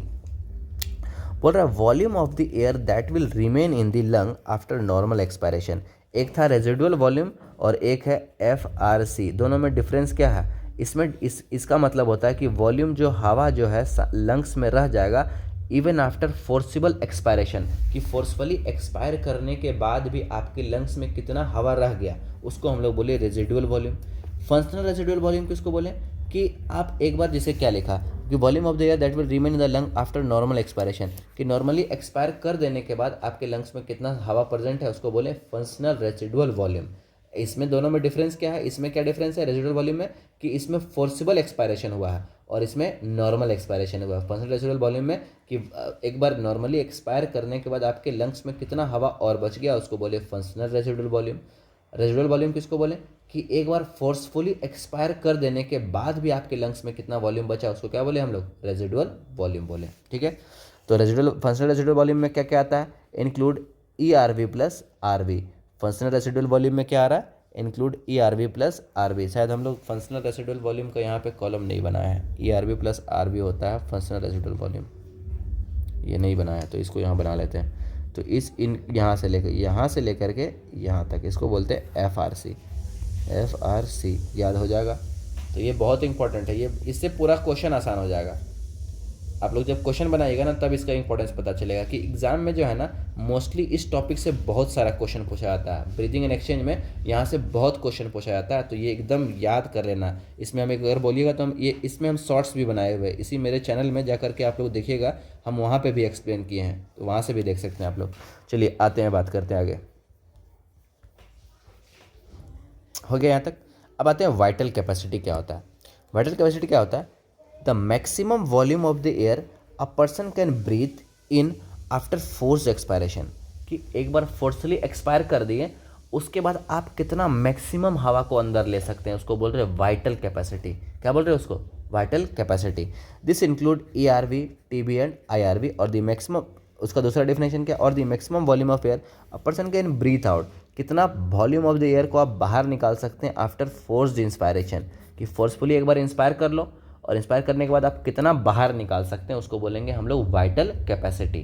ठीक है, अब इसमें तीन चीज़ है, तीन वॉल्यूम आता है, ERV, TB एंड IRV। आता है टोटल लंग कैपेसिटी। TLC क्या होता है, पूरे वॉल्यूम को जोड़ दो, वो आ गया टोटल लंग कैपेसिटी की। लंग का कैपेसिटी कितना है, बोल रहा है कि the total volume of the air accommodated in the lungs at the end of force inspiration, कि एक बार फोर्स इंस्पायर कर लिए और उस वक्त हम मेजर करेंगे कि लंग्स में कितना वॉल्यूम हवा प्रेजेंट है, उसको बोलते हैं total lung capacity. Volume of the air accommodated in the lungs at the end of force expiration, कि फोर्सफुली एक बार इंस्पायर किए फिर अब हम मेजर करेंगे कि कितना वॉल्यूम प्रेजेंट है, उसको हम लोग बोलते हैं टोटल लंग कैपेसिटी। और इसमें सारा वॉल्यूम को जब जोड़ देते तो आ जाता है टोटल लंग कैपेसिटी आ जाता है। ठीक है, चलिए अब आते हैं हम लोग exchange of the gases. Next topic है हमारा exchange of the gases. Exchange of the gases करेंगे, ज़्यादा नहीं बचा हुआ है, थोड़ा सा और बचा हुआ है ना, इधर और एक दो पॉइंट इधर। चलो दो टॉपिक बचा हुआ, शुरू किया जाए। एक्सचेंज ऑफ द गैसेस, लो आते हैं एक्सचेंज ऑफ द गैसेस पे। ठीक है, तो एक्सचेंज ऑफ द गैसेस पे क्या बोल रहा है, alveoli are the primary site for of exchange of the gases. तो अभी ऊपर में भी लिखा हुआ था कि एल्विलाई में ही primary exchange of the gases होता है। Exchange of the gases also occur between blood and tissue. पहले क्या हुआ कि एक्सचेंज हुआ किसके किसके बीच में, एल्विलाई एंड ब्लड के बीच में फर्स्ट एक्सचेंज हुआ। दूसरा एक्सचेंज ब्लड एंड टिश्यू के बीच में होगा, अभी बताएंगे। Blood and tissue O2 and CO2 are exchange in this site by simple diffusion. कैसे एक्सचेंज हो रहा है, सिंपल डिफ्यूजन से हो रहा है, मेनली बेस्ड ऑन प्रेशर या कंसंट्रेशन ग्रेडियंट। फिर लिखा solubility of the gases as well as the thickness of the membrane involved in diffusion are some factor that affect an rate of diffusion. तो यहाँ पे एक क्वेश्चन बनता है, उसको लिखिए, rate of diffusion depends upon, लिखिए rate of diffusion depends, rate of, जैसे कि हवा जो इंटर कर रहा है ना, एक्सचेंज हो रहा है, वो किस चीज़ पर डिपेंड कर रहा है, rate of diffusion depends on, वो तीन चीज़ पे। यहाँ पे क्या क्या लिखा हुआ, पहला बात लिखा हुआ, पहला लिखा हुआ मेनली बेस्ड ऑन प्रेशर या concentration gradient, solubility of gases as well as thickness of the membrane involved in diffusion are some important factor that affect. तो फर्स्ट नंबर में लिखिए solubility of the gases, solubility of the gases. तो rate of diffusion किस पे depend कर रहा है, solubility of gases पे डिपेंड कर रहा है। दूसरा नंबर बात करेंगे थिकनेस ऑफ द मेम्ब्रेन पे डिपेंड करेगा, अभी आएगा thickness membrane, thickness of the membrane, thickness of membrane. ठीक है, चलिए आगे बात करेंगे। तो रेट ऑफ डिफ्यूजन किस पे डिपेंड किया, यहाँ पे देख रहे हैं क्या लिखा हुआ कि O2 and CO2 are exchange in this side by simple diffusion mainly based on pressure gradient. वो किसके कारण हो रहा है, प्रेशर के डिफरेंस के कारण हो रहा है। हो रहा है कि solubility of the gases as well as the thickness of the membrane involve in diffusion are also some important factor that affect the rate of diffusion. ये दोनों क्या है, एक इंपॉर्टेंट फैक्टर है जो रेट ऑफ डिफ्यूजन को decide कर रहा है। अगर मान लो सॉल्युबिलिटी ऑफ द गैसेस कम रहेगा तो वो कम डिफ्यूजन करेगा, अगर थिकनेस ज़्यादा होगा तो डिफ्यूजन कम होगा, है ना। तो ये सब चीज़ पे डिपेंड कर रहा है, किस पे, सॉल्युबिलिटी ऑफ द गैस पे and thickness of the membrane पे ये डिपेंड कर रहा है। आगे बात करते हैं, आगे क्या लिखा हुआ कि the pressure contributed by the individual gas in a mixture of a gases is called partial pressure and is represented by PO2 for oxygen and PCO2 for carbon dioxide. अब पार्शियल प्रेशर किसको बोलते हैं, मान लो एक container है, इस container में बहुत सारा गैस है, O2 है, CO2 है, N2 है, कोई भी बहुत सारा गैस है, अदर बहुत सारा गैस है। तो अब हमको जानना है कि इस कंटेनर में इंडिविजुअली सिर्फ ऑक्सीजन का कितना प्रेशर है, तो हम लोग बोलेंगे पार्शियल प्रेशर। उसको क्या बोलेंगे, सिर्फ ऑक्सीजन का पूछ रहा है ना, तो ऑक्सीजन का ही प्रेशर, इसमें तो सबका प्रेशर इंक्लूडेड है ना। ये जो कंटेनर है, इस कंटेनर में बहुत सारा गैस है। अब हमको ढूंढना है कि इस CO2 का इंडिविजुअली कितना प्रेशर लगा रहा है इस कंटेनर पे, तो हम लोग उसको लिखेंगे पार्शियल प्रेशर ऑफ CO2। इसको क्या बोला जाता है, PCO2, मतलब पार्शियल प्रेशर ऑफ CO2। इसको पार्शियल टर्म क्यों यूज कर रहे हैं, क्योंकि जो हम लोग सांस ले रहे हैं ना, उसमें मिक्सचर ऑफ द गैसेस, ऐसा नहीं है कि सिर्फ उसमें ऑक्सीजन है या फिर सिर्फ उसमें कार्बन डाइऑक्साइड, उसमें बहुत सारा गैस है। तो उसमें से, उस सारे गैस में से ऑक्सीजन का कितना प्रेशर है, कार्बन डाइऑक्साइड का कितना प्रेशर है, हमको तो उससे ही डिपेंडेंट है ना। तो यहाँ पे उसको हम लोग बोलते हैं पार्शियल प्रेशर ऑफ O2। सिर्फ ऑक्सीजन का पूछ रहे हैं तो पार्शियल प्रेशर ऑफ O2, सिर्फ कार्बन डाइऑक्साइड का पूछ रहे हैं तो उसको क्या बोले, पार्शियल प्रेशर ऑफ CO2। ठीक है, अब देखो यहाँ पे क्या लिखा हुआ है, represented by PO2 from for oxygen and PCO2 for the carbon dioxide. फिर बोला the partial pressure of these two gases in the atmosphere and atmospheric air and the two side of the diffusion are given in table 14 point. अभी table देखेंगे। And the figure the data given in the table clearly indicate a concentration gradient of oxygen from alveoli to the blood and blood to the tissue. Similarly आगे देख लेते हैं, पहले इसको हम इस टेबल को पहले देख लेते हैं। देखो अब देखो यहाँ पे हम लोग रेस्पिरेटरी गैसेस में क्या क्या है, ऑक्सीजन एंड CO2, ठीक है। तो जो एटमॉस्फेयर में ऑक्सीजन का कितना प्रेशर प्रेजेंट है, 159 mmHg। एटमॉस्फेयर में जो हमारे एनवायरनमेंट है, एटमॉस्फेयर है, उसमें ऑक्सीजन का प्रेशर कितना है, उस प्रेशर को हम लोग बोल रहे हैं 159 mmHg। कार्बन डाइऑक्साइड का प्रेशर कितना है एटमॉस्फेयर में, 0.3 mmHg% है। लेकिन जब ये हवा जाएगा हमारे एल्विलाई में, तो एल्विलाई में जाने के दौरान उसका प्रेशर थोड़ा सा कम हो जाएगा, और वो प्रेशर कितना हो जाएगा, 104 mmHg। और कार्बन डाइऑक्साइड का प्रेशर कितना हो जाएगा, कार्बन डाइऑक्साइड का प्रेशर हो जाएगा 40 mmHg। यहाँ पे 0.3 mmHg था, यहाँ पे ज़्यादा हो गया, क्योंकि एल्विलाई हमारे बॉडी का पार्ट है और वहाँ पे बॉडी में कॉन्स्टेंटली कार्बन डाइऑक्साइड का फॉर्मेशन होते जा रहा है, तो वहाँ पे कार्बन डाइऑक्साइड का प्रेशर क्या हो जाएगा, ज़्यादा हो जाएगा, बॉडी में 0.3 से इंक्रीज़ कर जाएगा। उसके बाद डीऑक्सीजनेटेड ब्लड में ऑक्सीजन का प्रेशर कितना है, ऑक्सीजन का प्रेशर होगा 40 mmHg। फिर डीऑक्सीजनेटेड ब्लड में कार्बन डाइऑक्साइड तो ज़्यादा होगा डीऑक्सीजनेटेड ब्लड में, उसमें CO2 कम है, तो उसमें हो जाएगा 45 mmHg। फिर ऑक्सीजनेटेड ब्लड में ऑक्सीजन का प्रेशर कितना है, 95 mmHg। और कार्बन डाइऑक्साइड का प्रेशर कितना है ऑक्सीजनेटेड ब्लड में, 40 mmHg। और टिश्यू में कितना है, 40 एंड 45। इस टेबल को याद करना है, और एग्जाम में ये बहुत बार पूछा हुआ ये टेबल। क्या याद करना है, क्या याद करना है हमको, टेबल में याद करना है कि हमारे पास दो तरह का रेस्पिरेटरी गैसेस है, एक को बोलते हैं ऑक्सीजन, एक को बोलते हैं कार्बन डाइऑक्साइड। तो ये याद करना है कि एटमॉस्फेयर में ऑक्सीजन का प्रेशर कितना है, 159 mmHg। एटमॉस्फेयर में कार्बन डाइऑक्साइड का प्रेशर कितना है, 0.3 mmHg। लेकिन वही जब एटमॉस्फेयर में तो 159 एंड 0.3% है, जब वो एल्विलाई पे रीच किया, जब सांस लिए तो एल्विलाई पे चला गया, तो एल्विलाई में जाके ऑक्सीजन का प्रेशर कितना हो गया, 104 mmHg, मतलब थोड़ा सा घट गया, ठीक है। और यहाँ पे 0.3 जो प्रेजेंट था एटमॉस्फेयर में कार्बन डाइऑक्साइड का, वो जाकर के थोड़ा सा इंक्रीज कर गया, वो कितना हो गया, 40 mmHg। फिर देखेंगे डीऑक्सीजनेटेड ब्लड, तो डीऑक्सीजनेटेड ब्लड में ज़्यादा कार्बन डाइऑक्साइड प्रेजेंट होगा, तो कार्बन डाइऑक्साइड का कितना होगा, 45 mmHg, और ऑक्सीजन का कितना होगा, 40 mmHg।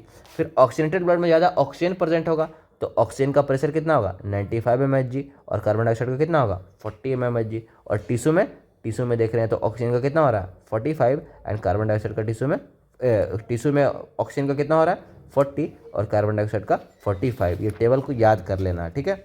अब देखो हो क्या रहा है, ये डायग्राम बता रहा है कि हवा लिए, इंस्पायर किए, यहाँ से इंटर किए।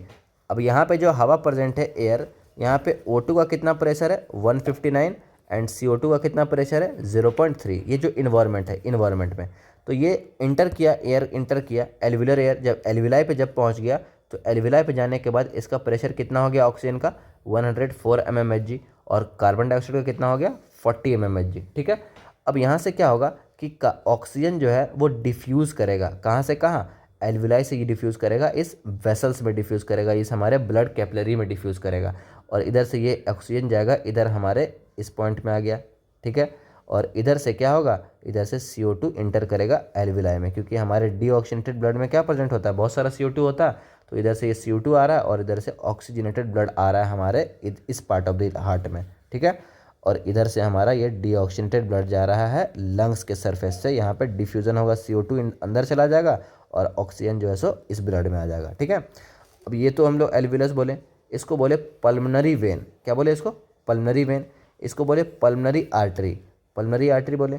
अब देखो यहाँ पे क्या है कि यहाँ से जो ब्लड आया ना, और ये यहाँ पे ऑक्सीजनेटेड ब्लड आता है, सबको ही पता होगा, यहाँ पे कार्बन डाइऑक्साइड वाला ब्लड आता है, यहाँ से डीऑक्सीजनेटेड ब्लड इधर से जाता है लंग्स के सरफेस पे, लंग्स के सरफेस से जब क्रॉस करता है तो वो ऑक्सीजनेटेड ब्लड में कन्वर्ट हो जाता है, और इधर से ऑक्सीजनेटेड ब्लड हमारे इस पार्ट में आ जाता है हार्ट में। और यहाँ से क्या होता है कि इस पार्ट से ये पूरे बॉडी पे ब्लड जा रहा है, कौन सा ब्लड जा रहा है, ऑक्सीजनेटेड ब्लड जा रहा है। तो जब ऑक्सीजनेटेड ब्लड जा रहा है यहाँ से, ऑक्सीजनेटेड ब्लड यहाँ से इधर से आया, इधर से गया, तो इस सर्कुलेशन को बोलते हैं हम लोग सिस्टमिक सर्कुलेशन। क्या बोलते हैं, सिस्टमिक सर्कुलेशन। सिस्टमिक सर्कुलेशन क्या कैरी कर रहा है, ऑक्सीजनेटेड ब्लड को कैरी कर रहा है। क्या कैरी कर रहा है? ऑक्सीजनेटेड। और इस सिस्टमिक सर्कुलेशन में ब्लड में ऑक्सीजन का प्रेशर कितना होगा? 95 mHg और कार्बन डाइऑक्साइड का कितना प्रेजेंट होगा? 40 mmHg। तो यहाँ से जब ये ब्लड इंटर कर रहा है तो यहाँ पे टिश्यू में, ये बॉडी टिश्यू के पास आ गया। तो बॉडी टिश्यू में जब आया ना, तो बॉडी टिश्यू में कार्बन डाइऑक्साइड ज़्यादा होता है। बॉडी टिश्यू में कार्बन डाइऑक्साइड क्या होता है? ज़्यादा होता है। तो बॉडी टिश्यू से कार्बन डाइऑक्साइड इस ब्लड में आ गया और ऑक्सीजनेटेड ब्लड से ऑक्सीजन यहाँ पे आ गया, टिश्यू में आ गया। उसके बाद टिश्यू इस ऑक्सीजन का यूज़ करेगा, कार्बन डाइऑक्साइड का प्रोड्यूस करेगा, कार्बन डाइऑक्साइड को फिर से इस ब्लड में डाल दिया और ये ब्लड वापस से किधर आ गया? वापस से हमारे हार्ट में आ गया। और हार्ट जब वापस से पंप करेगा तो ये डीऑक्सीजनेटेड ब्लड किधर चला जाएगा? लंग्स के सरफेस पे चला जाएगा और लंग्स के सरफेस से वापस से ये ऑक्सीजनेटेड ब्लड बन जाएगा। ठीक है। अब देखो, इसको बोले हम लोग सिस्टमिक आर्टरी और इसको बोले सिस्टमिक वेन। ठीक है। और ऊपर वाले को बोले पल्मनरी वेन और पल्मनरी आर्टरी बोले। ठीक है यहाँ तक। अब यहाँ पे देखो, डीऑक्सीजनेटेड ब्लड में ऑक्सीजन का प्रेशर कितना है? 40 mmHg। कार्बन डाइऑक्साइड का प्रेशर कितना है? 45 mmHg। ठीक है। अब आगे बात करते हैं, क्या लिखा हुआ आगे यहाँ पे? The data given in the table clearly हो गया। Similarly, a gradient is present for CO2 in the opposite direction, that is from tissue to the blood and blood to the alveoli. As the solubility of the CO2, इसको लिखिएगा, solubility of the CO2 is 20 to 25 times higher than that of the O2. The amount of the CO2 that can diffuse through the diffusion membrane per unit difference in partial pressure is much higher compared to that of the O2. तो यहाँ पे लिखिएगा solubility of CO2 is 20 to 25 times higher than O2. Solubility of CO2 is 20 to 25 times higher than O2. Solubility of CO2 क्या है? 20 to 25 times higher है, किससे? Oxygen के compare में। आगे बात करते हैं। फिर लिखा पर डिफरेंस ये partial pressure is much compare to the oxygen. फिर बोल रहा है कि the diffusion membrane is made up of 3 major layer. यहाँ से क्वेश्चन पूछा हुआ है कि डिफ्यूजन मेम्ब्रेन मेनली किसको बोलते हैं। देखो यहाँ पे ये एल्विलाई है, ये क्या है? ये पूरा स्ट्रक्चर हमारा एल्विलाई, ये एल्विलाई है। उसके बाद ये हमारा ब्लड वेसल है, जैसे कि यहाँ से ब्लड आ रहा है, यहाँ से ब्लड आ रहा है डीऑक्सीजनेटेड ब्लड। इधर से कौन सा ब्लड आ रहा है? इधर से आ रहा है डीऑक्सीजनेटेड ब्लड आ रहा है। DO2 मतलब डीऑक्सीजनेटेड ब्लड। यहाँ से डीऑक्सीजनेटेड ब्लड जब आएगा ना, तो यहाँ पे कार्बन डाइऑक्साइड बहुत सारा प्रेजेंट है। तो कार्बन डाइऑक्साइड यहाँ पे ऑक्सीजन ज़्यादा प्रेजेंट है, यहाँ पे CO2 ज़्यादा प्रेजेंट है। तो CO2 यहाँ से इधर जाएगा और ऑक्सीजन इधर आएगा। तो जब ये इधर से जब पास करेगा ब्लड, तो ये जो ब्लड अब कहलाएगा, कौन सा ब्लड कहलाएगा? ये कहलाएगा ऑक्सीजनेटेड ब्लड। तो ये जो ट्रांसफ़र हो रहा है ना, इसके बीच में 3 मेम्ब्रेन प्रेजेंट है। ये जो एक्सचेंज हो रहा है, यहाँ से CO2 जा रहा है और यहाँ से O2 अंदर आ रहा है, इसके बीच में इसको 3 लेयर को क्रॉस करना पड़ता है। उसी को बोलते हैं डिफ्यूजन मेम्ब्रेन। क्या बोलते हैं उसको? Diffusion membrane. तो बोल रहा है कि diffusion membrane is made up of 3 major layer, namely the thin squamous epithelium of the alveoli. तो एल्विलाई का थिन स्क्वामस इपिथेलियम, जो एल्विलाई है, एल्विलाई का स्क्वामस इपिथेलियम, ये जो हमारा एल्विलाई है इस तरह से, और एल्विलाई में जो स्क्वामस इपिथेलियम प्रेजेंट है। उसके बाद दूसरा नंबर बोल रहा है कि the endothelium of the alveolar capillary. तो ये जो कैपिलरी है, इस कैपिलरी में इंडोथीलियम बोलते हैं इसको। कैपिलरी के एपिथेलियल टिश्यू क्या बोलते हैं? इंडोथीलियम बोलते हैं। फिर बोल रहा है एंड दी बेसमेंट मेम्ब्रेन, इनके बीच में एक बेसमेंट मेम्ब्रेन प्रेजेंट है। यहाँ पे तो दिया ही हुआ है, लोकेट किया हुआ है अच्छा से, तो इसको हम क्यों बनाएं? देखो यहाँ पे क्या बोल रहा है, यहाँ पे ये जो सब्सटेंस है ना बीच में, इसको बोल रहे हैं बेसमेंट मेम्ब्रेन बोल रहे हैं। इसको बोल रहे हैं endothelium of the blood capillary. जो ब्लड कैपिलरी है, इसके लाइनिंग को क्या बोल रहे हैं? इंडोथीलियम बोल रहे हैं। और यहाँ पे squamous epithelium of the alveolar wall, alveolar wall का ये एपिथेलियल टिश्यू जो कितना लेयर हो गया? 3 लेयर से क्रॉस कर रहा है। तो यहाँ पे लिखेंगे डिफ्यूजन मेम्ब्रेन इंक्लूड, यहाँ पे लिखिए question, diffusion membrane, diffusion membrane include. तो क्या क्या इंक्लूड कर रहा है? फर्स्ट नंबर में इंक्लूड कर रहा है स्क्वामस एपिथेलियम ऑफ, या फिर लिख सकते हैं epithelium of alveolar, epithelium of alveoli लिख दीजिए, एपिथेलियम ऑफ एल्विलाई। दूसरा नंबर में लिख सकते हैं हम लोग बेसमेंट मेम्ब्रेन। बेसमेंट मेम्ब्रेन कहाँ पे प्रेजेंट है? ये एल्विलाई के इस लाइनिंग पे, और इस लाइनिंग के बीच में जो सब्सटेंस है उसको बोल रहे हैं बेसमेंट मेम्ब्रेन, बेसमेंट मेम्ब्रेन। और तीसरा नंबर है endothelium of blood capillaries, endothelium of blood capillaries.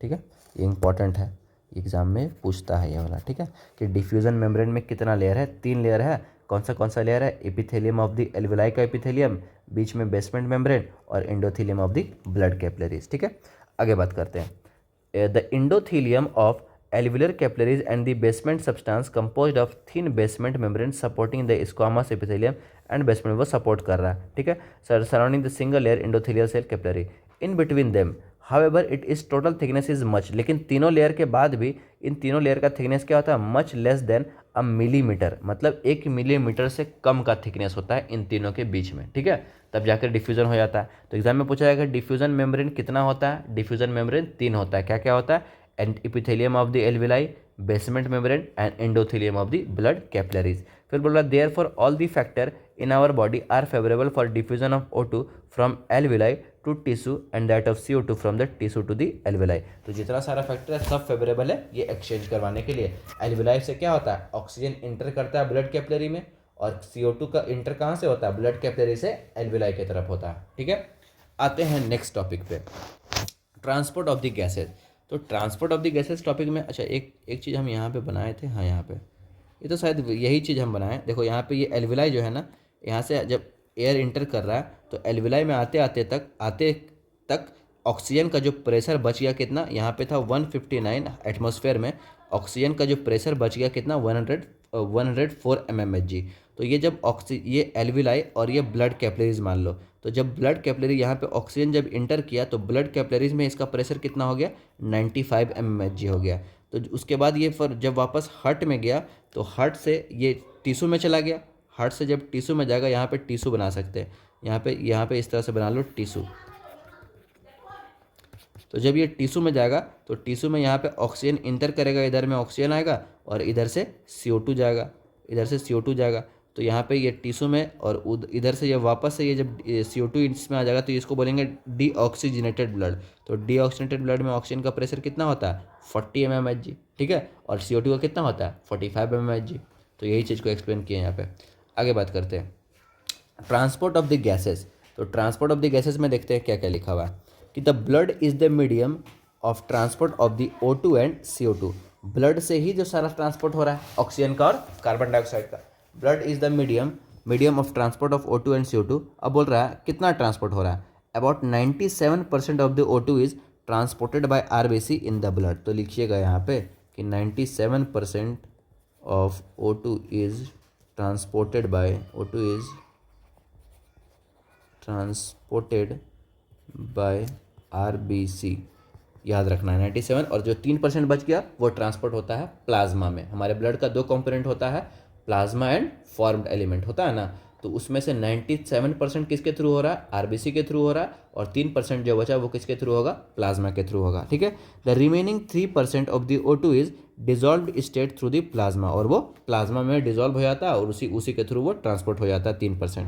फिर बोल रहा है कि nearly 20 to 25% of the CO2 is transported by RBC। तो यहाँ पे CO2 में लिखेंगे 22, ये सब इंपॉर्टेंट क्वेश्चन है, 20 to 25% of CO2 is CO2, 20-25% CO2 is transported by RBC। CO2 is transported by RBC के द्वारा होता है कितना परसेंट, 20 से 25% CO2 ट्रांसपोर्ट करता है RBC, और उसके बाद 70% it is carried as a bicarbonate. तो यहाँ पे लिखेंगे 70% is carried as bicarbonate ion, 70% is carried as bicarbonate. ठीक है, और 70% हो गया इधर, और 7% बोल रहा है कि about 7% CO2 is carried dissolve in state. तो यहाँ पे लिख दिए 7% through the plasma, 7% CO2 is transported through plasma. याद रखना है, ये बहुत इंपॉर्टेंट क्वेश्चन है। ये एग्जाम में डायरेक्ट यही पूछता है कि ऑक्सीजन का ट्रांसपोर्ट कितना परसेंट होता है आरबीसी के थ्रू। 97% ऑक्सीजन जो है वो किसके द्वारा जाता है, आरबीसी के द्वारा जाता है। 20 से 25% कार्बन डाइऑक्साइड किसके द्वारा जाता है, आरबीसी के द्वारा जाता है। 70% किसके फॉर्म में जाता है, as a form of bicarbonate के फॉर्म में जाता है। और 7% किसके फॉर्म में जाता है, प्लाज्मा के फॉर्म में, प्लाज्मा के थ्रू जाता है। ठीक है, अब आते हैं ट्रांसपोर्ट ऑफ ऑक्सीजन के और ट्रांसपोर्ट ऑफ कार्बन डाइऑक्साइड पे। फिर आएगा रेगुलेशन, और रेगुलेशन के बाद डिसऑर्डर, उसके बाद चैप्टर खत्म हो जाएगा। ठीक है, चलिए ट्रांसपोर्ट ऑफ ऑक्सीजन पे आते हैं। तो ट्रांसपोर्ट ऑफ ऑक्सीजन में क्या बोल रहा है कि haemoglobin is a red coloured iron containing pigment. Haemoglobin क्या है, एक red colour iron containing pigment है, प्रेजेंट इन दी आरबीसी। जो हमारा आरबीसी है वहाँ पे एक पिगमेंट प्रेजेंट है जिसको क्या बोलते हैं, हेमोग्लोबिन। और उसी हेमोग्लोबिन में किसका बाइंडिंग होता है, हेमोग्लोबिन में बाइंडिंग होता है ऑक्सीजन का। किसका बाइंडिंग होता है, ऑक्सीजन का बाइंडिंग होता है हेमोग्लोबिन में। क्या बोला कि iron containing pigment present in the RBC, O2 can bind with the haemoglobin in reversible manner to form oxy haemoglobin. जब यहाँ पे ये हेमोग्लोबिन प्रेजेंट है, जब ऑक्सीजन इससे बाइंड करेगा तो इसको हम लोग बोलते हैं ऑक्सी हेमोग्लोबिन। क्या बोलते हैं, ऑक्सी हेमोग्लोबिन। और ये रिवर्सिबल मैनर में हो सकता है कि अगर ब्लड में ऑक्सीजन ज़्यादा है तो ऑक्सीजन से ये बाइंड करने लगेगा, ब्लड में कार्बन डाइऑक्साइड ज़्यादा है तो किससे बाइंड करेगा, कार्बन डाइऑक्साइड से बाइंड करेगा। तो जब ऑक्सीजन से बाइंड करेगा तो इसका नाम पड़ेगा ऑक्सी हेमोग्लोबिन, जब कार्बन डाइऑक्साइड से बाइंड करेगा इसका नाम पड़ेगा कार्बोक्सी हेमोग्लोबिन। ठीक है, आगे बात करते हैं। क्या लिखा, each haemoglobin molecule can carry a maximum of 4 molecule of oxygen. बोल रहा है कि ईच हेमोग्लोबिन, एक हेमोग्लोबिन में, जैसे कि एक हेमोग्लोबिन में कितना ऑक्सीजन कैरी किया जा सकता है, each haemoglobin molecule can carry a maximum of 4 molecule of oxygen. तो यहाँ पे क्या लिखा कि each haemoglobin molecule can carry a maximum of 4 molecule of oxygen. जैसे कि देखो आरबीसी जो है ना, यहाँ पे बनाते हैं आरबीसी, तो हमारे आरबीसी में अप्रॉक्सीमेटली जो है ना, एक आरबीसी में 270 मिलियन हेमोग्लोबिन प्रेजेंट रहता है। कितना, 270 million.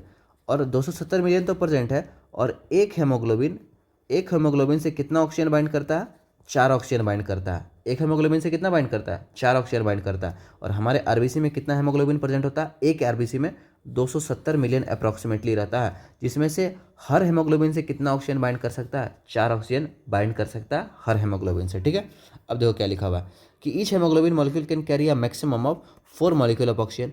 Binding of oxygen with haemoglobin is primarily related to partial pressure of O2। अच्छा, ये जो बाइंडिंग है वो किससे रिलेटेड है कि अगर ब्लड में ऑक्सीजन का कंटेंट ज़्यादा रहेगा तभी तो जाकर के बाइंड करेगा ऑक्सीजन आरबीसी से।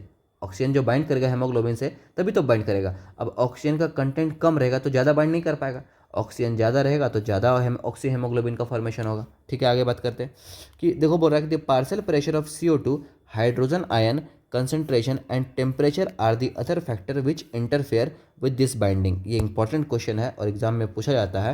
तो यहाँ पे लिखेंगे binding of oxygen with haemoglobin interfered by, इस तरह से लिख सकते हैं क्या, binding of oxygen with the haemoglobin is primarily related to partial pressure of oxygen. फिर partial pressure of oxygen, hydrogen ion concentration, temperature are the factor which can interfere with this binding.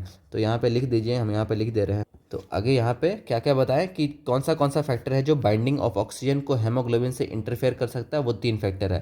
पहला factor है partial pressure of CO2, दूसरा factor है H+ का concentration, और तीसरा factor है temperature. मतलब अगर ये 3 टेम्परेचर पे डिपेंड कर रहा है, ऑक्सीजन जो है हेमोग्लोबिन से जो बाइंडिंग कर रहा है वो तीन चीज़ पे डिपेंड कर रहा है।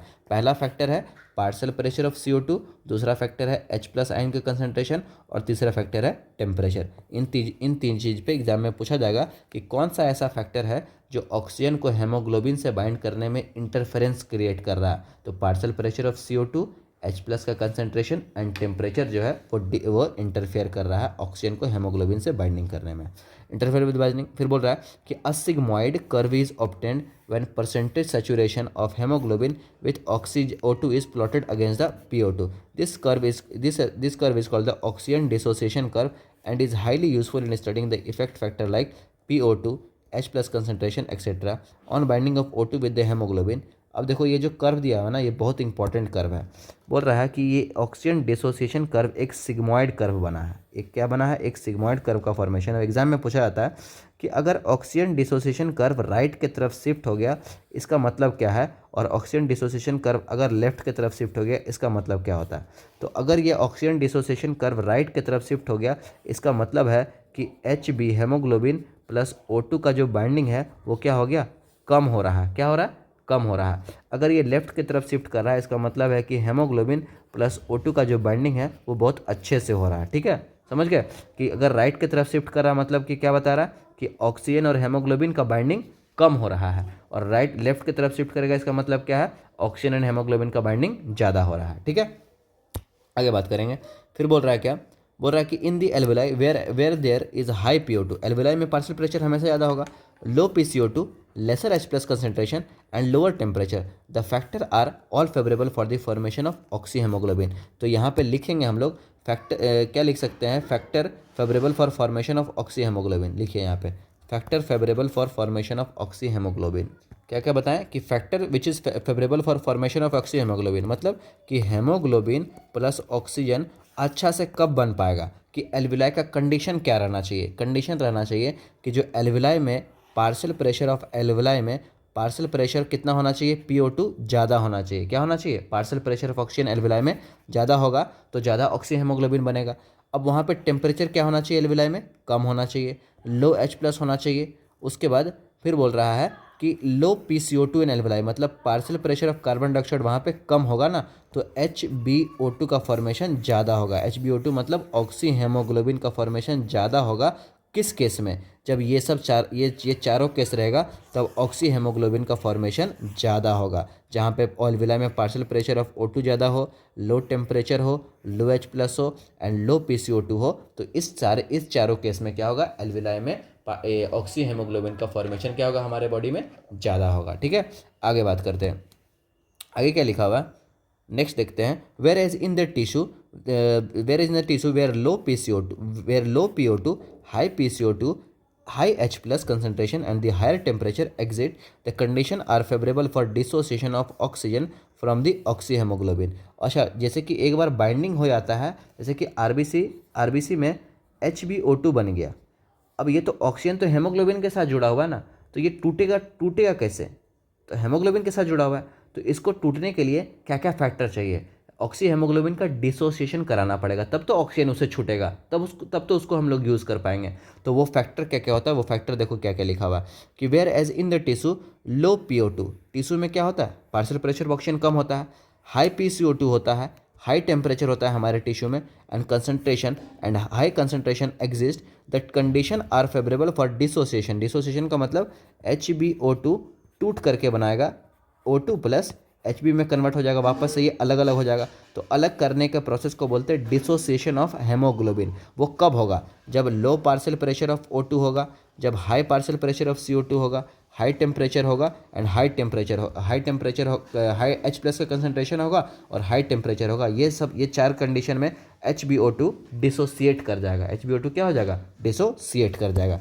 आगे बात करते हैं कि this clearly indicate that O2 get bound to hemoglobin in the lung surface and get dissociated at the tissue, कि हेमोग्लोबिन का फॉर्मेशन लंग सरफेस पे ही हो जा रहा है और वापस से डिसोसिएट कब हो रहा है, टिश्यू में हमको ऑक्सीजन का काम है, तो टिश्यू में कार्बन डाइऑक्साइड ज़्यादा होता है, ऑक्सीजन कम होता है, तो वहाँ पे जाकर डिसोसिएट कर जाता है। ठीक है, लंग सरफेस एट टिश्यू। अब यहाँ से ये इंपॉर्टेंट है कि every 100 ml of the oxygenated blood can deliver around 5 ml of the O2 to the tissue under normal physiological condition. यहाँ पे लिख सकते हैं, या तो इसको यहीं पे रहने देते हैं, इसको स्टार मार्क कर लीजिए यहीं पे, क्या कि हर 100 ml of the oxygenated blood में कितना ml ऑक्सीजन प्रेजेंट है, उसमें 5 ml ऑक्सीजन प्रेजेंट है। कितना, ये मतलब डिलीवर कितना कर रहा है। वैसे जनरली तो अगर बात करें 100 ml ऑक्सीजनेटेड ब्लड में 20 ml ऑक्सीजन प्रेजेंट होता है। कितना प्रेजेंट होता है, 20 ml, और 20 ml में से 5 ml जाता है हमारे टिश्यू के पास और 15 ml वापस से डीऑक्सीजनेटेड ब्लड में चला जाता है। ठीक है, कब, नॉर्मल फिजियोलॉजिकल कंडीशन में, जब हम लोग नॉर्मली कुछ काम कर रहे हैं ना उस दौरान। क्या बोलें कि 100 ml ऑक्सीजनेटेड ब्लड में कितना ml ऑक्सीजन प्रेजेंट रहता है, 20 ml O2 प्रेजेंट रहता है। और इस 20 ml का क्या करता है, इस 20 ml का 5 ml टिश्यू के पास चला जाता है और 15 ml वापस से कहाँ पर चला जाता है, डीऑक्सीजनेटेड ब्लड में चला जाता है। ये कब होता है, अंडर नॉर्मल फिजियोलॉजिकल कंडीशन, जब हम लोग नॉर्मली कुछ काम कर रहे हैं उस दौरान ये काम होते रहता है कि 100 ml ऑक्सीजनेटेड ब्लड अगर है तो उसमें कितना ऑक्सीजन प्रेजेंट रहेगा, 20 ml ऑक्सीजन प्रेजेंट रहेगा, जिसका 5% टिश्यू को जाएगा, मतलब 5 ml टिश्यू को जाएगा और 15 ml वापस से डीऑक्सीजनेटेड ब्लड में चला जाएगा। ठीक है, आगे बात करते हैं। अब ये टॉपिक हमारा खत्म हुआ, तो ये हमारा ट्रांसपोर्ट ऑफ ऑक्सीजन था। अब ट्रांसपोर्ट ऑफ कार्बन डाइऑक्साइड देखते हैं। तो ट्रांसपोर्ट ऑफ कार्बन डाइऑक्साइड के बाद रेगुलेशन करेंगे, फिर डिसऑर्डर करेंगे। ट्रांसपोर्ट ऑफ कार्बन डाइऑक्साइड पे आते हैं। क्या लिखा हुआ है कि CO2 is carried by haemoglobin. CO2 भी हेमोग्लोबिन के द्वारा ही कैरी किया गया, क्योंकि लिखा हुआ है कि 20 से 25% CO2 का कैरी कौन कर रहा है, RBC कर रहा है। फिर बोले CO2 is carried by haemoglobin as carb amino haemoglobin. किस फॉर्म में कैरी कर रहा है, carb amino haemoglobin. About 20 to 25%, कितना percent, 20 to 25% CO2 is carried by RBC। बोल रहा है कि this binding is related to partial pressure of CO2। और ये बाइंडिंग कब हो पा रहा है, जैसे कि मान लो ये RBC है, तो ब्लड में अगर CO2 ज़्यादा रहेगा ना तो बनेगा कार्ब अमीनो हेमोग्लोबिन। क्या बनेगा, अगर ब्लड में O2 ज़्यादा रहेगा तो क्या बनेगा, ऑक्सी हेमोग्लोबिन। अगर ब्लड में CO2 ज़्यादा रहेगा तो बनेगा कार्ब अमीनो हेमोग्लोबिन। क्योंकि हेमोग्लोबिन का जो बाइंडिंग है वो रिवर्सिबल नेचर का है, वो ऑक्सीजन से भी बाइंड कर सकता है, वो कार्बन डाइऑक्साइड से भी बाइंड कर सकता है। तो अगर ऑक्सीजन से बाइंड करेगा तो उसको बोलेंगे ऑक्सी हेमोग्लोबिन, अगर कार्बन डाइऑक्साइड से बाइंड करेगा तो उसको बोलेंगे हम लोग कार्ब अमीनो हेमोग्लोबिन। ठीक है। This binding is related to the partial pressure of this CO2। PO2 is a major factor. क्या बोल रहा है कि PO2 is the major factor which could affect this binding. कि PO2 ही तो अफेक्ट कर सकता है, कि अगर PO2 ज़्यादा हो जाएगा तो क्या ये बाइंडिंग हो पाएगा, नहीं हो पाएगा। अगर PO2 कम रहेगा तभी तो ये CO2 जाकर के बाइंड करेगा। फिर बोल रहा है कि when PCO2 is high and PO2 is low as in the tissue, more binding of the carbon dioxide occur, whereas when PCO2 is low and PO2 is high as in the alveoli, dissociation of CO2 from the carb amino hemoglobin take place। ठीक है, that is CO2 which is bound with the hemoglobin from the tissue is delivered at the alveoli। अब आते हैं आगे कि RBC contain a very high concentration of the enzyme carbonic anhydrase. RBC के अंदर एक एंजाइम होता है, उसका नाम है carbonic anhydrase, and minute quantities of this same is present in the plasma too। this enzyme facilitate the following reaction। देखो, carbon dioxide plus water, enzyme का नाम क्या है, कार्बोनिक एनहाइड्रेज, बना H2CO3। क्या बना, H2CO3। अब यहाँ पे कार्बोनिक एनहाइड्रेज जब फिर से लगा तो ये बन गया बाइकार्बोनेट आयन। ये क्या बन गया, बाइकार्बोनेट आयन। और यहाँ पे लिखा हुआ था कि बाइकार्बोनेट आयन के फॉर्म में कार्बन डाइऑक्साइड कितना परसेंट ट्रांसपोर्ट करता है, 70%। कितना परसेंट, 70% ट्रांसपोर्ट करता है बाइकार्बोनेट आयन के फॉर्म में। यहाँ पे कौन सा एंजाइम इंपॉर्टेंट है, कार्बोनिक एनहाइड्रेज। कार्बोनिक एनहाइड्रेज के बारे में क्या लिखा कि RBC contain very high concentration of enzyme. Exam में पूछा जाएगा कि RBC के अंदर कौन सा एंजाइम प्रेजेंट है, तो RBC के अंदर कार्बोनिक एनहाइड्रेज एंजाइम प्रेजेंट है। तो लिख लो यहाँ पे कि RBC contain carbonic anhydrase. RBC contain high concentration of carbonic anhydrase. Carbonic anhydrase contain करता है RBC। ठीक है, चलो अब आगे बात करते हैं। फिर बोल रहा है कि at the tissue side where the partial pressure of the CO2 is high. Tissue में हमेशा कार्बन डाइऑक्साइड ही ज़्यादा रहेगा। As a high due to the catabolism CO2 diffuses into the blood RBC and the plasma and form HCO3 minus and H+।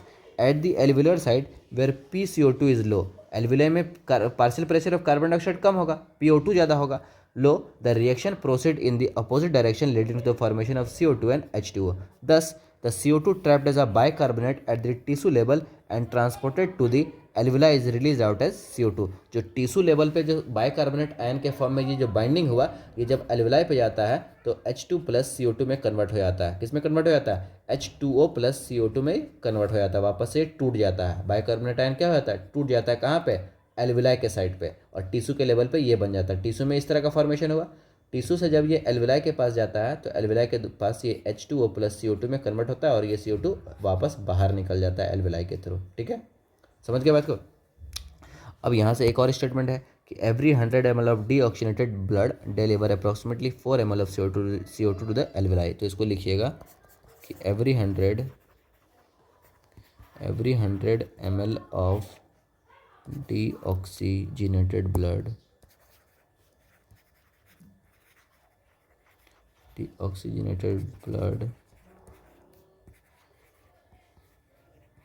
deliver 4 ml of CO2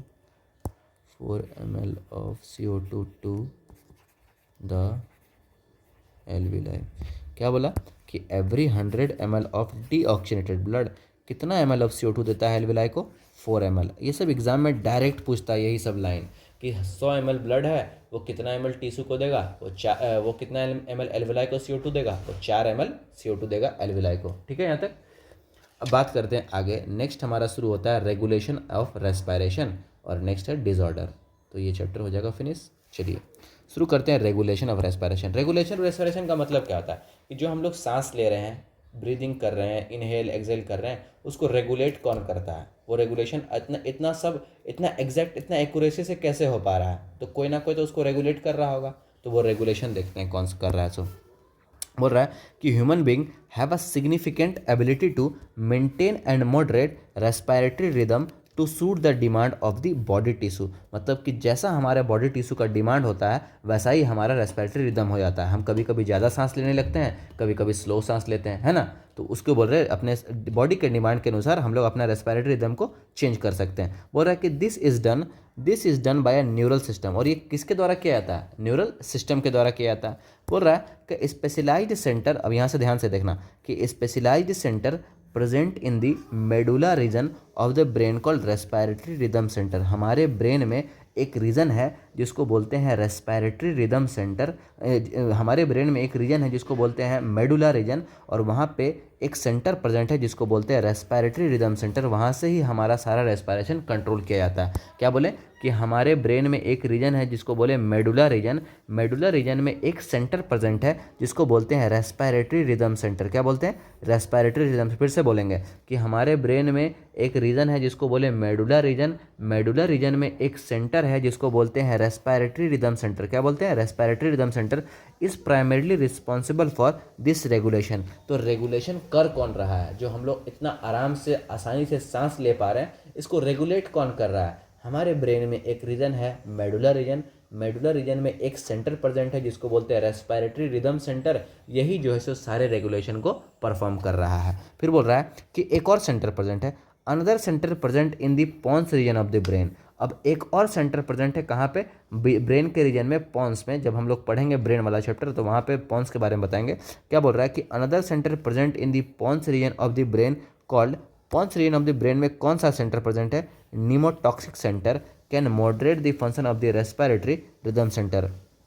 अब यहाँ से ना important शुरू होता है ये दोनों स्टेटमेंट। तो यहाँ पे लिखेंगे हम लोग, क्या लिखेंगे कि रेस्पिरेटरी रिदम सेंटर। तो यहाँ पे क्या लिखा हुआ है कि क्या, एक फिर से इसको बात कर लेते हैं। ठीक है, बोल रहा है कि specialise centre present in the medulla region of the brain called respiratory rhythm centre. Medulla region of the brain में एक सेंटर प्रेजेंट है जिसको बोल रहे हैं रेस्पिरेटरी रिदम सेंटर।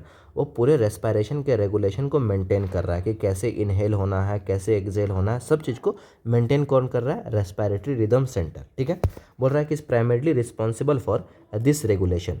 और उसके बाद एक और सेंटर प्रेजेंट है हमारे pons region of the brain में। हमारे पॉन्स रीजन में एक और सेंटर प्रेजेंट है, another centre present in the pons region of the brain called pneumotaxic centre. और उसको क्या बोलते हैं, pneumotaxic centre can moderate the function of respiratory rhythm centre. मतलब जो नीमोटॉक्सिक सेंटर है ना, वो रेस्पिरेटरी रिदम सेंटर के फंक्शन को मॉडरेट कर देता है। मतलब कि न्यूरल सिग्नल, मतलब कि जो नीमोटॉक्सिक सेंटर है जो पॉन्स रीजन में प्रेजेंट है, वो न्यूरल सिग्नल वहाँ से कुछ आता है जिसके कारण इंस्पायरेशन का ड्यूरेशन क्या होता है, घट जाता है। मतलब कि जो सांस लेने का जो इंस्पायरेशन कर रहे हैं उसके ड्यूरेशन को घटा कौन देता है, neural signal from the pons region of the brain. That is pneumotaxic centre से अगर कुछ न्यूरल सिग्नल आ रहा है तो उसका काम है इंस्पायरेशन के ड्यूरेशन को घटाना। ठीक है, आगे बात करते हैं। बोल रहा है कि a chemosensitive area is situated adjacent to the rhythm centre. जो रिदम सेंटर है वहाँ पे एक कीमोसेंसिटिव एरिया, क्या बोल रहा है कि a chemosensitive area is situated adjacent to the rhythm centre. जो हमारे रिदम सेंटर प्रेजेंट है कहाँ पे, मेडुलर रीजन में जो रिदम सेंटर प्रेजेंट है उसके बगल में एक सेंटर प्रेजेंट है जो कि केमिकली सेंसिटिव है, कि अलग अलग केमिकल से सेंसिटिव, उसी को बोल रहे हैं chemosensitive. A chemosensitive area is situated adjacent to the rhythm centre which is highly sensitive for, किस चीज़ के लिए सेंसिटिव है, highly sensitive for CO2 and H+ ion का कंसंट्रेशन। कि जब CO2 एंड H+ के लिए वो हाईली सेंसिटिव है कि अगर बॉडी में कार्बन डाइऑक्साइड और H+ का कंसंट्रेशन अगर ज़्यादा होने लगेगा ना तो ये कीमोसेंसिटिव एरिया क्या हो जाएगा, एक्टिवेट हो जाएगा। क्या हो जाएगा, एक्टिवेट हो जाएगा, highly sensitive to the H+ ion. अब बोल रहा है कि इंक्रीज इन दिस सब्सटेंसेस, मतलब कि अगर कार्बन डाइऑक्साइड और H+ इंक्रीज होगा बॉडी में, increase in this substances can activate this centre. ये सेंटर क्या हो जाएगा, एक्टिवेट हो जाएगा, which in turn can signal the rhythm centre. Activate हो जाएगा और सिग्नल जाके किसको देगा, रेस्पिरेटरी रिदम सेंटर को देगा to make a necessary adjustment and the respiratory process by which this substances can be eliminated. बोलेगा क्या करेगा, देखो हुआ क्या कि मान लो फॉर एग्जांपल ये हमारा ब्रेन है और इस ब्रेन में एक रीजन है जिसको बोले हम लोग मेडुला रीजन। क्या बोले, मेडुला रीजन। मेडुला रीजन में एक सेंटर प्रेजेंट है जिसको बोले रेस्पिरेटरी रिदम सेंटर। इस रेस्पिरेटरी रिदम सेंटर का काम है कि पूरे ब्रीदिंग को रेगुलेट करना, कि सारा प्रोसेस सही से चल रहा है कि नहीं चल रहा है, वो कौन कौन रेगुलेट कर रहा है, रेस्पिरेटरी रिदम सेंटर। एक सेंटर और है हमारे ब्रेन में जिसको बोल रहे हैं नीमोटॉक्सिक सेंटर। क्या बोल रहे हैं, नीमोटॉक्सिक सेंटर। ये प्रेजेंट है pons region of the brain. Brain में एक रीजन है जिसको बोलते हैं pons region of the brain, और उसी रीजन में एक और सेंटर प्रेजेंट है जिसको बोल रहे हैं नीमोटॉक्सिक सेंटर। इसका काम है ना कि इंस्पायरेशन के ड्यूरेशन को घटा देता है। ये क्या कर देता है, घटा देता है। फिर एक और सेंटर प्रेजेंट है कीमोसेंसिटिव एरिया, जो कि जैसे ये रेस्पिरेटरी रिदम सेंटर है ना, उसी के आसपास में एक और सेंटर प्रेजेंट है जिसको बोल रहे हैं कीमोसेंसिटिव एरिया। ये बहुत ज़्यादा सेंसिटिव होता है CO2 के लिए एंड H+ के लिए सेंसिटिव होता है। तो जब बॉडी में कार्बन डाइऑक्साइड और H+ ज़्यादा होने लगता है ना, तो ये कीमोसेंसिटिव एरिया एक्टिवेट हो जाता है और एक्टिवेट होकर के मैसेज देता है रिदम सेंटर को, बोलता है कि वापस से कि सब चीज़ को मेंटेन कीजिए, सब चीज़ को बैलेंस कीजिए। कौन जाकर के सिग्नल दे रहा है, कीमोसेंसिटिव एरिया सिग्नल किसको दे रहा है, रेस्पिरेटरी रिदम सेंटर को, और बोल रहा है सब चीज़ को बैलेंस करने के लिए। बोल रहा है कि make necessary adjustment in the respiratory process by which this substances can be eliminated, ताकि कार्बन डाइऑक्साइड कम हो सके, बॉडी में बाहर निकल सके। बोल रहा है आगे कि अब एक और लिखा हुआ है कि receptor associated with the aortic arc. आउटिक arc क्या होता है, आउटिक आर्क का मतलब है तो जैसे कि हम लोग का ये जो अओर्टा होता है, तो ये अओर्टा को कर्व वाले पार्ट को बोलते हैं आउटिक आर्क। जो इस तरह से अगर मान लो कर्व्ड पोर्शन है अओर्टा में, तो उस कर्व पोर्शन को हम लोग बोलते हैं आउटिक आर्क बोला जाता है। वहाँ पे एक रिसेप्टर प्रेजेंट है। बोल रहा है कि receptor associated with the aortic arch and carotid artery. Carotid artery क्या होता है कि वैसा आर्टरी जो हमारे नेक में प्रेजेंट है उसको बोलते हैं कैरोटिड आर्टरी। क्या बोलते हैं, वैसा आर्टरी जो नेक में प्रेजेंट है, जो ब्लड को लेकर के जा रहा है ब्रेन के पास, जो ब्लड को फेस में हमारे फेशियल रीजन में लेकर के आ रहा है, वो कौन लेकर के आ रहा है, कैरोटिड आर्टरी लेकर के आ रहा है। तो जो ये इसको बोले आउटिक आर्क, इसको बोले कैरोटिड आर्टरी, दोनों में एक रिसेप्टर प्रेजेंट है और ये दोनों receptor is highly sensitive for, क्या लिखा हुआ है, receptor can recognise CO2 and H+ concentration को ये लोग रिकॉग्नाइज कर सकता है। मतलब कि अगर बॉडी में अगर कार्बन डाइऑक्साइड और H+ का कंसंट्रेशन बढ़ेगा, तो ये जो यहाँ पे रिसेप्टर प्रेजेंट है आउटिक आर्क में एंड कैरोटिड आर्टरी में, ये जो है सो उसको रिकॉग्नाइज कर सकता है। और रिकॉग्नाइज करने के बाद क्या करेगा, सिग्नल भेजेगा, send necessary signal to the rhythm centre for remedial action. Rhythm ये जो रिसेप्टर है यहाँ पे आउटिक आर्क में एंड कैरोटिड आर्टरी में, ये जाके सिग्नल भेजेगा किसको, रिदम सेंटर को भेजेगा और बोलेगा कि प्रॉपर अरेंजमेंट कीजिए ताकि कार्बन डाइऑक्साइड कम हो सके बॉडी में। ठीक है यहाँ तक। तो ये पूरा रेगुलेशन था। अब रेगुलेशन से एग्जाम में क्वेश्चन पूछा जाता है, तो रेगुलेशन को हम लोग यहाँ पे साइड में लिखे हैं। रेगुलेशन में पहला नंबर देखो, फर्स्ट रेगुलेशन यहाँ पे लिखे हैं। पहला क्या लिखे कि respiratory rhythm centre is present in the medulla region of the brain. कहाँ पे प्रेजेंट है, medulla region of the brain में एक सेंटर प्रेजेंट है जिसको बोले रेस्पिरेटरी रिदम सेंटर। बोल रहा है एक और सेंटर प्रेजेंट है, नीमोटॉक्सिक सेंटर प्रेजेंट कहाँ पे है, पॉन्स रीजन। एग्जाम में यही सब पूछता है कि रेस्पिरेटरी रिदम सेंटर कहाँ पे प्रेजेंट है, medulla region of the brain में प्रेजेंट है। नीमोटॉक्सिक सेंटर कहाँ पे प्रेजेंट है, pons region of the brain में प्रेजेंट है। उसके बाद एक और कि मेडुला रीजन करता क्या है, ये नीमोटॉक्सिक सेंटर करता क्या है। नीमोटॉक्सिक सेंटर जो है ना, ये मॉडरेट कर देता है function of respiratory rhythm centre. मतलब रेस्पिरेटरी रिदम सेंटर के फंक्शन को मॉडरेट कर सकता है, घटा सकता है। तो यहाँ पे लिख दिया कि it reduce the duration of inspiration. कौन रिड्यूस कर रहा है, नीमोटॉक्सिक सेंटर जो है इंस्पायरेशन के ड्यूरेशन को घटा रहा है। ठीक है। अब उसके बाद एक और सेंटर प्रेजेंट है रिदम सेंटर के बगल में। रेस्पिरेटरी रिदम सेंटर जो है उसी के बगल में एक सेंटर प्रेजेंट है जिसको बोल रहे हैं कीमोसेंसिटिव एरिया, जो कि सिचुएटेड है adjacent to the rhythm centre, जो कि हाईली सेंसिटिव है कार्बन डाइऑक्साइड एंड H+ के लिए। जब बॉडी में ज़्यादा होता है कार्बन डाइऑक्साइड, तो ये नेसेसरी सिग्नल भेजता है किसको, रेस्पिरेटरी रिदम सेंटर को, और बोलता है कि प्रॉपर अरेंजमेंट करो ताकि सारा चीज़ वापस से बैलेंस हो सके। उसके बाद एक प्रेजेंट है हमारे पास, रिसेप्टर प्रेजेंट है। यहाँ पे लिखेंगे हम लोग कि receptor associated with the aortic arch and carotid artery also can recognise. इसको स्टार मार्क कर लीजिए, ये इंपॉर्टेंट पॉइंट है। यहाँ पे क्या है कि receptor associated with the aortic arch and carotid artery also can recognise CO2 and H+ concentration को वो रिकॉग्नाइज कर सकता है, और वो सिग्नल भेजता है किसको, रेस्पिरेटरी रिदम सेंटर को, ताकि वापस से सब चीज़ बैलेंस हो सके। एक पॉइंट यहाँ पे आएगा, और यहाँ पे the role of oxygen is in the regulation of the respiratory rhythm centre is quite insignificant. इसको लिख लेंगे यहाँ पे कि role of oxygen role of oxygen in respiratory rhythm centre in respiratory rhythm centre is insignificant. मतलब कि oxygen का जो रोल है ना रेस्पिरेटरी रिदम सेंटर में एकदम इनसिग्निफिकेंट है, क्योंकि ऑक्सीजन से कोई मतलब ही नहीं है। सारा रेगुलेशन कौन कर रहा है? Carbon dioxide. कि अगर बॉडी में कार्बन डाइऑक्साइड ज़्यादा हो गया तो ऑप्टिक आर्क एक्टिवेट हो गया, रिसेप्टर जो प्रेजेंट है कैरोटिड आर्टरी का रिसेप्टर एक्टिवेट हो गया, कीमोसेंसिटिव एरिया एक्टिवेट हो गया। तो ये सब किसी कारण हो रहा है? कार्बन डाइऑक्साइड के कारण हो रहा है। तो यहाँ पे ऑक्सीजन का तो कोई भी रोल नहीं दिख रहा। तो वही लिखा है कि role of oxygen in respiratory rhythm centre is insignificant. अब हमारा सबसे लास्ट टॉपिक शुरू होता है डिसऑर्डर। जितना ह्यूमन फिजियो है ना, लास्ट हर चैप्टर में डिसऑर्डर दिया हुआ है, और डिसऑर्डर बहुत इंपॉर्टेंट है, एग्जाम में बहुत बार पूछा जाता है डिसऑर्डर। ठीक है, तो इसीलिए ऊपर में लिख दिए VBI। पहला डिसऑर्डर शुरू होता है अस्थमा।